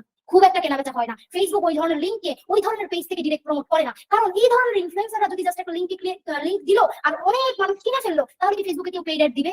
বিজনেস গুলা, ব্র্যান্ড গুলো, আপনি আমি কি ফেসবুকে পেইড বিজ্ঞাপন দিব? দিবে না কিন্তু, রাইট? সো মনে হয় যে তাদের এত অডিয়েন্স আছে, আমি উল্টাপাল্টা কন্টেন্ট দেই, তাহলে আমাকে অনেক মানুষ ফলো করবে, অনেক বেচা বিক্রি হবে। না, একটা বিজনেসের দরকার আইডিয়াল ক্লায়েন্ট, আর সেই আইডিয়াল ক্লায়েন্টের জন্য দরকার ট্রু ইনফ্লুয়েন্স। ট্রু ইনফ্লুয়েন্স, আমি এখানে বসে একটা কথা বলবো, সেই কথার একটা ভ্যালু ক্রিয়েট হইতে হবে, আদারওয়াইজ সেই কথা বলার তো কোনো মানেই নেই। তো আপনার বিজনেস যে মেসেজটা মানুষকে দিবে, সেটা যেন ভ্যালু ক্রিয়েট হয়। আপনি যদি কোনো প্রোডাক্ট প্রমোট করেন, সেটা যেন আপনার আইডিয়াল ক্লায়েন্টের মধ্যে একটা সাড়া ফেলে, আইডিয়াল ক্লায়েন্ট বিশ্বাস করে, ট্রাস্ট করে যে না, সে তারা যেহেতু প্রমোট করছে, এটার উপর ট্রাস্ট করা যায়। সো যদি সোশ্যাল মিডিয়াতে মনে করেন ঝাঁকা কন্টেন্ট দিয়া পেজে লাইক ফলোয়ার বাড়ালেই ব্যবসা হবে, এরকম কিছু না। যে ইনফ্লুয়েন্সার, যেই সেলিব্রিটিদের দেখেন, তারা যখন কোনো লিঙ্ক প্রমোট করে, ওই লিঙ্কে গিয়ে অনেক মানুষ ক্লিক করে না, কারণ তাদের পেজ বা তাদের পেজে লাইক কমেন্ট করে ওই টাইপ মানুষই যারা সারাক্ষণ লাইক কমেন্টই করে। ওই যে বললাম, ফেসবুকের কাছে ক্লাসিফাইড ডাটা আছে, কারা লাইক করে, কারা কমেন্ট করে, কারা কেনে। সো যারা লাইক কমেন্ট করে, তাদের কাজই লাইক কমেন্ট করা, তাদের কাজ কেনা না। আপনার আপনার দরকার তো যারা কেনে, আপনার দরকার তো যারা কেনে। তো আপনার লাইক কমেন্টের দরকার আছে, কিন্তু আপনার অ্যাক্টিভিটি ওদেরকে দিয়ে আপনার তো বিজনেস হবে না, রাইট? তো আইডিয়াল ক্লায়েন্ট পর্যন্ত আপনার যাই। এই যে আমি পুরো সিনারিওটা একটু বুঝাইয়া বললাম, ব্রেকডাউন করে বললাম, এটা আসলে এই জিনিসটা বুঝলে আপনার জন্য এখন মানে ট্রিট করা সোশ্যাল মিডিয়া বা ফেসবুককে ট্রিট করা আপনার জন্য একটু ইজি হয়ে গেল। ওকে, সো মূল কথা হলো, সোশ্যাল মিডিয়ার অ্যালগরিদমকে যদি আপনি আপনার মতো ইউজ করতে যান, আপনার জানতে হবে আপনি কাকে রিচ করতে যান। তো আপনি তো সেটা জানেন, আমরা আইডিয়াল ক্লায়েন্টের সেগমেন্টেশন করে আসলাম না, যে আমার আইডিয়াল ক্লায়েন্ট কারা, কোন বয়সের, কোন ইন্টারেস্টের, তাদের গোল কি, তাদের চ্যালেঞ্জ কি, তাদের ফ্রাস্ট্রেশন কি, জেনে আসলাম তো, রাইট? তো আমরা জানি কারে আমি রিচ করতে চাই এবং what you want to be known for, এবং আমরা জানি আমি কিসের জন্য পরিচিত হতে চাই, আমি কিসের কারণে মানুষের কাছে জানাইতে চাই, কি নিয়ে মানুষের কাছে পৌঁছাতে চাই। আমি বা আমার বিজনেস কাজ করে উদ্যোক্তাদের নিয়ে, আমি যদি যারা ফ্যাশন নিয়ে ইন্টারেস্টেড তাদের গ্যাদার করতে থাকি, আমার আলটিমেটলি তারা আমার কোনো কাজে আসবে। হ্যাঁ, তারা হয়তো আমার কন্টেন্ট দেখতে পারে বা তারা আমাকে লাইক ফলো দিলেও দিতে পারে, আলটিমেটলি তারা আমার কোনো ক্লায়েন্ট হবে বা তারা আমাকে আইডিয়াল ক্লায়েন্ট না তো, রাইট? সো এই জন্য আপনার আসলে ওই যে নিশ ডাউন আমরা করলাম, নিশ ডাউন, ওই নিশটা সম্পর্কে আপনার জানতে হবে এবং ওই নিশে প্রপারলি ভ্যালু প্রপোজ করে সেই ধরনের কন্টেন্ট আপনার সোশ্যাল মিডিয়াতে ইনপুট দিতে হবে। আর এই দুইটা উত্তর যদি আপনি সোশ্যাল মিডিয়া অ্যালগরিদমকে প্রপারলি দিতে পারেন, গ্র্যাজুয়ালি আপনি ডেভেলপ করতে থাকবেন। এটা তো একদিনে, সোশ্যাল মিডিয়ার গ্রোথ তো আপনি একদিনে ম্যাজিক হবে না, সম্ভব না। সেটা আপনি পেইড ইনভেস্টমেন্ট করেন, আপনি টাকা নিয়ে আসেন, পেইড বাজেট মানে আপনি পেইড মার্কেটিং করেন, সেখানে বিভিন্ন পরিকল্পনা স্ট্র্যাটেজি আছে, সেটাও সম্ভব, সেটা অসম্ভব কিছু না, সম্ভব, কিন্তু সেখানে আপনার হিউজ একটা বাজেট লাগবে। ওকে, বাট আপনি যদি অর্গানিকলি গ্রো করতে চান, তাহলে আপনার গ্র্যাজুয়াল গ্রোথটা আপনাকে এনে দিবে। আপনি জাস্ট এইটা ফলো করেন। কার কাছে যেতে চাচ্ছেন, কি নিয়ে যেতে চাচ্ছেন, যা খুশি তাই আপনার দরকার নাই, যা খুশি তাই নিয়ে আপনার কথা বলার দরকার নাই। মার্কেটে ট্রাস্ট বিল্ড করেন, ক্রেডিবিলিটি, অথরিটি বিল্ড করেন। ওকে, দ্যাটস ইট। সো আমরা সোশ্যাল মিডিয়া সম্পর্কে জানলাম, কত ধরনের সোশ্যাল মিডিয়া আছে। এখন আপনি বুঝবেন আপনার জন্য কোথায় যাওয়া দরকার। যদি আমি বলে দিচ্ছি কোন টাইপের বিজনেসের জন্য কোন জায়গায় যাওয়া উচিত, এরপর আমি এটাও বলে দিলাম যে এই সোশ্যাল মিডিয়া কিভাবে কাজ করে এবং এই সোশ্যাল মিডিয়ার অ্যালগরিদমকে আপনি কিভাবে ডিকোড করবেন, কিভাবে আপনি আপনার জায়গায় ইউজ করবেন। ওকে, দেন আপনার জন্য এখন কিন্তু ইজি হয়ে গেল, সোশ্যাল মিডিয়া গেমটা খেলা আপনার জন্য ইজি হয়ে যাবে। ওকে, সামনের যে ক্লাস, সেই ক্লাসে কিন্তু এই যে কন্টেন্ট কন্টেন্ট কন্টেন্ট আমরা ওইটা নিয়েই কথা বলবো। ওকে, কন্টেন্ট মার্কেটিং নিয়ে আমরা কথা বলবো, ফানেল বিল্ডিং নিয়ে কথা বলবো, যে কন্টেন্ট মার্কেটিং করে কন্টেন্ট দিয়ে আপনার ফানেল আপনি কিভাবে বিল্ড করবেন, ফানেল আপনি কিভাবে সাজাবেন, এবং এই ফানেল, এই কন্টেন্ট মার্কেটিং কে আপনি অপটিমামলি ব্যবহার করার জন্য ফেসবুক অ্যাড এবং ওয়েবসাইট এবং পিক্সেল সেটআপ, এই জিনিসগুলো যেহেতু বেয়ার মিনিমাম মানে বেসিক জিনিস আপনার দরকার টেকনিক্যালি গ্রো করার জন্য, সেই জিনিসগুলো আমি দেখাই দিব যেটা আপনাকে আলটিমেটলি গ্রো করতে হেল্প করবে। ওকে, সো আই থিঙ্ক আজকে আমরা যে জিনিসগুলো দেখলাম সেটা হলো যে, ওকে আমি একটু রিক্যাপ করি। সেটা হলো যে প্রথমে ফার্স্ট কাজ হলো, আমরা যেহেতু এতদিন পর্যন্ত বিজনেস ভ্যালু প্রপোজিশন করে ফেলছি, ক্লাস যারা দেখেন নাই দেখে না নিলে এই পর্যন্ত আপনার জন্য এগুলো মাথার উপর দিয়ে এতক্ষণ যাওয়ার কথা। যারা দেখছেন ভালো কথা, না দেখলে দেখে নিবেন। বিজনেস মডেলটা জটিল প্রসেস, অবশ্যই আপনার মতন করে সহজ করে একটু আপনার মতন করে নেবেন, আপনার জন্য রাস্তাটা ইজি হয়ে যাবে। ওকে, আমি শুরু থেকে একটা কথা বলছি, দেখেন আপনি অ্যাজ আ নারী উদ্যোক্তা, আপনার জন্য যেমন আসলে শেখার ধরনটা হওয়া উচিত, আমি আপনাকে ওইভাবে ট্রিটটা করার ট্রাই করছি, ওইভাবে শেখাতে চাচ্ছি। কারণ আমি আপনাকে যদি মানে আরো অ্যাডভান্স, এখানে অনেক বিষয় আছে, সেই জিনিসগুলো আসলে দিলে আপনি বুঝতে পারবেন না, বা এখানে অনেকেই নতুন, সেই জিনিসগুলো আসলে অ্যাডপ্ট করতে পারবেন না। সো সেই জায়গা থেকে আসলে আমি ওই জায়গাটাতে জোর দিচ্ছি যেটা যতটুকু আপনি এই মুহূর্তে নিতে পারবেন, বা আপনার জন্য এই মুহূর্তে আসলে আপনার জন্য ইজি হবে। ওকে, সো এই যে বিজনেস মডেলটা আমি রেডি করতে বললাম, এখানে অনেক অনেক কিছু আছে, অনেক বোঝার অনেক প্রসেস আছে। এত কিছু যদি আপনি না বুঝেন, বাট কোন কোন পার্টে কাজ করতে হবে সেটা আপনি একটু ক্লিয়ার করে নেবেন নিজের মতন, তাহলে আপনি ওই যে দিশেহারা অবস্থা, কি করব, কোথায় যাব, কার সাথে কি, এই বিষয়টা আপনার জন্য থাকবে না। এরপর হলো আমরা সোশ্যাল মিডিয়া কোথায় কোথায় আমরা যাব বিজনেসটা এক্সপোজ করার জন্য, বিজনেসটা প্রমোট করার জন্য, এবং ফানেলটা আমরা কোন কোন মাধ্যমে, এই যে সোশ্যাল মিডিয়ার কথা বললাম, আমরা ধরেন ফেসবুকে কাজ করবো, আমরা ধরেন ইউটিউবে কাজ করবো, বা আমরা ইনস্টাগ্রামে কাজ করবো, এবং আমাদের একটা ওয়েবসাইট থাকবে, ধরে নিলাম। এই পুরো জিনিসটা দিয়ে কি করবো, আমরা একটা ফানেল বিল্ড করবো। ওকে, সো পুরো জিনিসটাই কিন্তু আমাদের কাজে লাগবে ফানেল বিল্ডিং এ। সো সেই পুরো জিনিসটা আমরা দেখলাম, Facebook, Instagram, WhatsApp, Messenger, TikTok, YouTube, LinkedIn, Twitter, যদিও সবগুলো আপনার এই মুহূর্তে দরকার নাই, কিন্তু আপনি অনলাইন বিজনেস করতে আসছেন, মিনিমাম ধারণা তো আপনার থাকা উচিত কোন জায়গায় কি হচ্ছে না হচ্ছে। এতটুকু না ধারণা থাকলে আসলে অপরচুনিটি, ওই যে বিজনেস একটা কথা আছে না, যে অপরচুনিটি যখন আপনার আসবে তখন আপনি যেন নিতে পারেন। হ্যাঁ, তথ্য এমন একটা জিনিস, নলেজ একটা এমন জিনিস, আপনার কাছে যখন নলেজ না থাকবে আপনি অপরচুনিটি গুলো ধরতে পারবেন না। ওকে, এরপর গুগল মাই বিজনেস, এটা জিএমবি সেট আপ করাটা খুবই দরকার, যাদের ওয়েবসাইট নাই তারাও, মানে তাদের জন্য আরো দরকার। হ্যাঁ, এবং এটা করে নিতে পারেন, এটা কমপ্লিটলি ফ্রি। এরপর হলো আমরা ওয়েবসাইট সম্পর্কে দেখলাম, যে ওয়েবসাইট আপনাকে অ্যাকচুয়ালি কিভাবে হেল্প করবে, ওয়েবসাইট নিয়ে আমাদের আরো ক্লাস আছে। ওকে, এরপর হলো আমরা দেখলাম সোশ্যাল মিডিয়ার অ্যালগরিদমটা কিভাবে কাজ করে, এবং আমরা যদি সোশ্যাল মিডিয়ার অ্যালগরিদমকে কাজ করাতে যাই আমাদের মতন করে আমার বিজনেসের জন্য, আইডিয়াল ক্লায়েন্টের কাছে আমি পৌঁছাতে চাই, তাহলে আমার জাস্ট দুইটা জিনিস সোশ্যাল মিডিয়াকে বোঝাতে হবে, who you want to reach, what you want to be known for. এখন বলতেছে দুইটা জিনিস, কিন্তু বোঝানোটা অতটা ইজি না, এখানে অনেক স্ট্র্যাটেজিগত বিষয় আছে। ওই যে এনগেজিং কন্টেন্ট, কোন ধরনের কন্টেন্ট মানুষকে এনগেজ করবে, সেই কন্টেন্ট মার্কেটিং এর স্ট্র্যাটেজি আপনার জানতে হবে, তাহলেই কিন্তু আপনি আসলে অর্গানিক ভাবে সোশ্যাল মিডিয়াতে গ্রো করতে পারবেন, এবং আলটিমেটলি আপনার সোশ্যাল মিডিয়া গেমটা আপনি খেলতে পারবেন। ওকে, তো আই থিঙ্ক যারা দেখেছেন, যারা বুঝেছেন, প্রবলেম থাকতে পারে, ভেঙে পড়ার কিছু নাই, বুঝি নাই, বুঝতে পারি নাই পারেন, হতাশা হওয়ার কিছু নাই। এক জিনিস, আমি টানা 2 ঘন্টা কথা বলছি, এই 2 ঘন্টা কথা বলার জন্য আমার কত ঘন্টা এর পিছনে সময় দিয়ে এই জিনিস বের করতে হয়েছে, এই জিনিস আমার মাথায় সেট করতে হয়েছে যে আমি টানা এখন অনবরত এই জিনিস নিয়ে কথা বলে যেতে পারি ফ্ললেস ভাবে। তো এটা তো একদিনে তৈরি হয়নি। আপনার জন্য তো হয়তো ফ্ললেস কথা বলার দরকার নেই, আপনার এটা প্রফেশন না, বাট আপনার শিখতে হবে আপনার বিজনেসটা করার জন্য। তো আপনি একটু ধৈর্য ধরে তো আপনার সময় দিতে হবে, রাইট? আপনি ক্লাসটা দেখলেন, আবার দেখবেন, সমস্যা নাই তো, আবার দেখবেন, শিখবেন, শেখার উপরে কোনো কথা নাই। হ্যাঁ, যারা এখানে অনেকে জয়েন করেছেন যারা খুবই ইয়াং, সো তাদের তো এনার্জির অভাব হওয়ার কথা না, তাদের এনার্জির অভাব হওয়াটা মানে উচিতই না। হ্যাঁ, আর যারা শুরু করেছেন, আমি গতকাল একটা পোস্ট করেছিলাম যে যারা অ্যাকচুয়ালি মানে একটা সার্টেন এজে এসে শুরু করেছেন, তাদেরও আসলে মানে এটা মনে হওয়ার কোনো কারণ নাই যে এত টেকনিক্যাল বিষয়, এই বিষয়গুলো কি আমার পক্ষে সম্ভব হবে। অসম্ভবের কোনো বিষয় না, যদি আপনার মনে হয় যে আপনি এখানে যে গোলটা সেট করছেন সেটা আপনি অ্যাচিভ করবেন, আপনি একটু ট্রাই করে দেখতে পারেন, এটা আহামরি কোনো বিষয় না, এটা আপনার দ্বারা সম্ভব হবে। দ্যাটস ইট, জাস্ট এখানে আসলে আপনি কি সেট করছেন, আপনি কি চান, আপনার চাওয়ার উপর ডিপেন্ড করে যে আপনি আসলে এখান থেকে কি নিতে চান। এই অনলাইনের নট অনলাইন, আপনি যদি বিজনেসও করতে যান, এখানে কিন্তু বেসিক ফান্ডামেন্টাল বিষয় একই। হ্যাঁ, শুধু সোশ্যাল মিডিয়া বা টেকনোলজিক্যাল বিষয়গুলো আপনার বিজনেসটাকে কি করছে, আরো ত্বরান্বিত করে দিছে। আপনি অফলাইন মার্কেটিং করতে গেলে এত সহজে তো মার্কেটিং করতে পারবেন না, এত কম কস্টে তো মার্কেটিং করতে পারবেন না, আপনার খরচ বাড়বে, হ্যাসেল বাড়বে, অনেক কিছু বাড়বে। কিন্তু যেই সময় অনলাইন ছিল না, সেই সময় কি মানুষ মার্কেটিং করে নাই, সেই সময় কি মানুষ বিজনেস করে নাই, সেই সময় তো বড় বড় বিজনেস তৈরি হয়েছে, তাই না? সো এখন এই অনলাইনের সময় এসে আপনার বিজনেসের কস্টিং মার্কেটিং সত্যিকার অর্থেই কম, এবং অল্প সময় আপনি অনেকের কাছে পৌঁছাতে পারছেন। সো আপনি কোন বয়সে এসে শুরু করছেন এটা ম্যাটার করে না। যারা ইয়াং আছেন তাদের জন্য তো কোনো কিছুই ম্যাটার করে না, যারা একটা সার্টেন এজে শুরু করেছেন তাদের তো আমি মনে করি ধৈর্য আরো বেশি, কারণ তারা জীবনে পোড় খাওয়া মানুষ, অনেক কিছু দেখে আসছেন, তাদের ধৈর্য অনেক, তারা চাইলেই এই জিনিস করতে পারবে, কোনো বিষয়ই না। শুধুমাত্র আসলে আপনার আসলে গোলটা কি, আপনি কি অ্যাচিভ করতে চাচ্ছেন, ওটাই মূল বিষয়। ওকে, এরপর হলো আমাদের যে বিষয়টা, যে আমাদের অ্যাসাইনমেন্ট। হ্যাঁ, অ্যাসাইনমেন্ট যেটা আছে সেটা আপনারা অ্যাসাইনমেন্টটা করবেন। অনেকেই করেন, অনেকেই সাইলেন্টলি জাস্ট ক্লাস দেখেন, করেন না।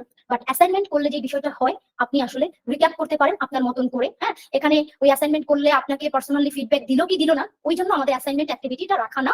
আমাদের ওয়ার্কশপটা একটা অ্যাকশন বেস ওয়ার্কশপ ছিল, এবং এখানে আমি আপনাকে ফোর্স করছি, আমার টিম থেকে করাচ্ছি, এবং এটা একটা কোলাবোরেটিভ লার্নিং, যেখানে সবাই একসাথে শেখার ট্রাই করছে, যাতে আরেকজন ইন্সপিরেশন পাচ্ছে, এবং একজন ভুল করলেও যখন আরেকজন কিছু সেটা নিয়ে জাজ করছে না, তখন আরেকজন সাহস পাচ্ছে যে না আমি যা পারি বলি। ওই যে একটা আপু বলছে আমার এই প্রশ্নটা শুনে তো আপনি হাসবেন, আমি তখন এমনি হেসেছি। এটা হাসার মতো কিছু না। আপনি জিনিসটা নাই পারতে পারেন না, ইটস ওকে, ইটস টোটালি ওকে। আপনি আরো কম পারতে পারেন, সেটা ওকে, বাট আপনি যে চেষ্টা করছেন এটাই অনেক কিছু। হ্যাঁ, আপনি কতটা পারবেন সেটা তো পরের কথা, আপনি শুরু করেছেন, আপনি করছেন, সেটাই তো অনেক কিছু। আপনি যে বসে থাকার চিন্তা করেন না, আপনার জায়গা থেকে আপনি একটা স্টেপ নিয়েছেন, এটাই অনেক কিছু, রাইট? সো অ্যাসাইনমেন্ট করে ওয়ান টু ওয়ান ফিডব্যাক দেওয়া এটা আমাদের জন্য এই মুহূর্তে সম্ভব হচ্ছে না, ওই সাপোর্ট দেওয়া। তারপরেও অ্যাসাইনমেন্ট, সবার অ্যাসাইনমেন্ট অ্যাপ্রুভ করা, আমাদের সাপোর্টে অনেকে নক করেন, সেই কোয়েরির অ্যান্সার করা, সবকিছু মিলিয়ে এমনিতে একটা কর্মযোগ্য যাচ্ছে। তারপরেও আমি ওভারঅল সবার জিনিস সবগুলোই কিন্তু পড়ি, এবং এখান থেকে যেটা আমাদের বলা ছিল, যারা অ্যাসাইনমেন্ট লিখতেছেন এবং ক্লাসের রিভিউটা লিখতেছেন, অ্যাসাইনমেন্ট কিন্তু স্পেসিফিক টপিক ধরে, কিন্তু আপনি যখন ক্লাসের রিভিউটা শেয়ার করছেন, হ্যাঁ, ক্লাসের রিভিউ কিন্তু পুরোটা, যে আপনি পুরো ক্লাস থেকে কি কি শিখলেন, আপনার কেমন লাগলো, আপনি যদি খারাপ লাগে সেটাও কিন্তু আপনি বলতে পারেন, ভালো লাগলেও বলতে পারেন। খারাপ লাগলে বললে সেটা কিন্তু খারাপ কিছু না, আমি অ্যাপ্রিসিয়েট করি। কেন? কারণ আমি সেই জায়গাটাতে ইমপ্রুভমেন্ট আনবো, আপনার ফিডব্যাকটা আমি পেলাম, রাইট? আবার আপনার ভালোটা যখন আমি জানলাম, ওটা আপনাকে আমি যেমন একটা ভালো কথা বলে অ্যাপ্রিসিয়েট করে মোটিভেট করছি, আপনার একটা অ্যাপ্রিসিয়েশন আমাকে মোটিভেট করে। As a creator, as a host, আমি মোটিভেট হচ্ছি যে না, আমার একটা কাজের ইম্প্যাক্ট হচ্ছে, উনি উপকৃত হচ্ছে, উনি উপকৃত হচ্ছে, আমি কাজটা করে যেতে পারি, না কাজটার ইম্প্যাক্ট তৈরি হচ্ছে। সো এটার আসলে এখানে যা যা অ্যাক্টিভিটি আমরা রেখেছি, এটা আসলে কি প্রত্যেকটা কাজেরই একটা ইম্প্যাক্ট আছে, এবং সুদূর প্রসারী চিন্তা করেই কাজটা রাখা। অ্যাসাইনমেন্ট আপনার নিজস্ব একটা আপনার ইমপ্রুভমেন্টে যে কন্টেন্ট কি লিখবেন, কন্টেন্ট লিখবেন তো লেখা কারে দিয়ে লেখাবেন, নিজে লিখবেন না? আপনার প্র্যাকটিসে যদি না হয়, অনেকেই বলতেছেন বাংলায় লিখতে পারি না, আর অনেকে ইংরেজিতে লিখতেছেন, কারণ আপনারা জীবনে কন্টেন্ট কিভাবে লেখে কি পুরো বিষয়টার সাথে অভ্যস্ত নেই। প্র্যাকটিস যেহেতু করছেন, হয়ে যাবে, রাইট? এবার ক্লাস রিভিউটা লিখলে আপনি পুরো ক্লাসটা সম্পর্কে একটা ওভারভিউ দিলেন, এতটুকু সময় যেহেতু আপনি দিলেন, আপনার পুরো জিনিসটা মাথায় আসলো। ওই যে প্রথম ক্লাসে বলছিলাম যে আপনার একটা সেকেন্ড ব্রেইন তৈরি হলো, যা শিখলেন ভুলে গেলেন না, যা শিখলেন ভুলে গেলেন না, মনে থাকলো। একটা জিনিস শিখে সেটাকে মনে রাখা এত সহজ না, এত সহজ না। একটা জিনিস যখন আপনি শিখবেন, সেটা আবার আপনার মাথায় থাকবে, আবার আপনি একটা সময় পরে গিয়ে সেটার ব্যবহার করবেন, সেটার জন্য দরকার প্র্যাকটিস। আর সেই প্র্যাকটিসের জন্যই এই অ্যাক্টিভিটি। আর এই অ্যাক্টিভিটি গুলো যারা করছেন, তাদেরকে আমরা বলেছিলাম আমাদের বিজার্স একাডেমি থেকে একটা গিভঅ্যাওয়ে দেওয়া হবে, যেটা একটা কাইন্ড অফ একটা ইন্সপায়ারিং অ্যাক্টিভিটি, এবং আমাদের তরফ থেকে একটা supportive activity, nothing else. So যারা যুক্ত আছেন সকলকে থ্যাংক ইউ, হ্যাঁ, যে এখন পর্যন্ত আপনারা যুক্ত আছেন, যুক্ত থাকতে পেরেছেন। ওকে, আমি এখন প্রেজেন্ট অফ করে দিচ্ছি। ওকে, সো আপনাকে অনেক ধন্যবাদ আপু। এইটা কোশ্চেন আনসার সেশনে যারা কোশ্চেন করেছেন, প্রত্যেকটা কোশ্চেনের উত্তর দেওয়া হবে, এবং অন টাইম আপনি যে কোশ্চেন করছেন সেটার উত্তর দেওয়া হবে, সমস্যা নেই। যার মনে যত প্রশ্ন আছে, যেহেতু ক্লাসে আমরা ওইভাবে কোশ্চেন করতে পারি না, আমরা কোশ্চেন করব, উত্তর দিব। ইন্টারেক্টিভ যেই আওয়ার, সেটা আমরা ইনশাআল্লাহ সামনে যাচ্ছি, সমস্যা নেই। ওকে, সো দেখা হচ্ছে সামনের ক্লাসে।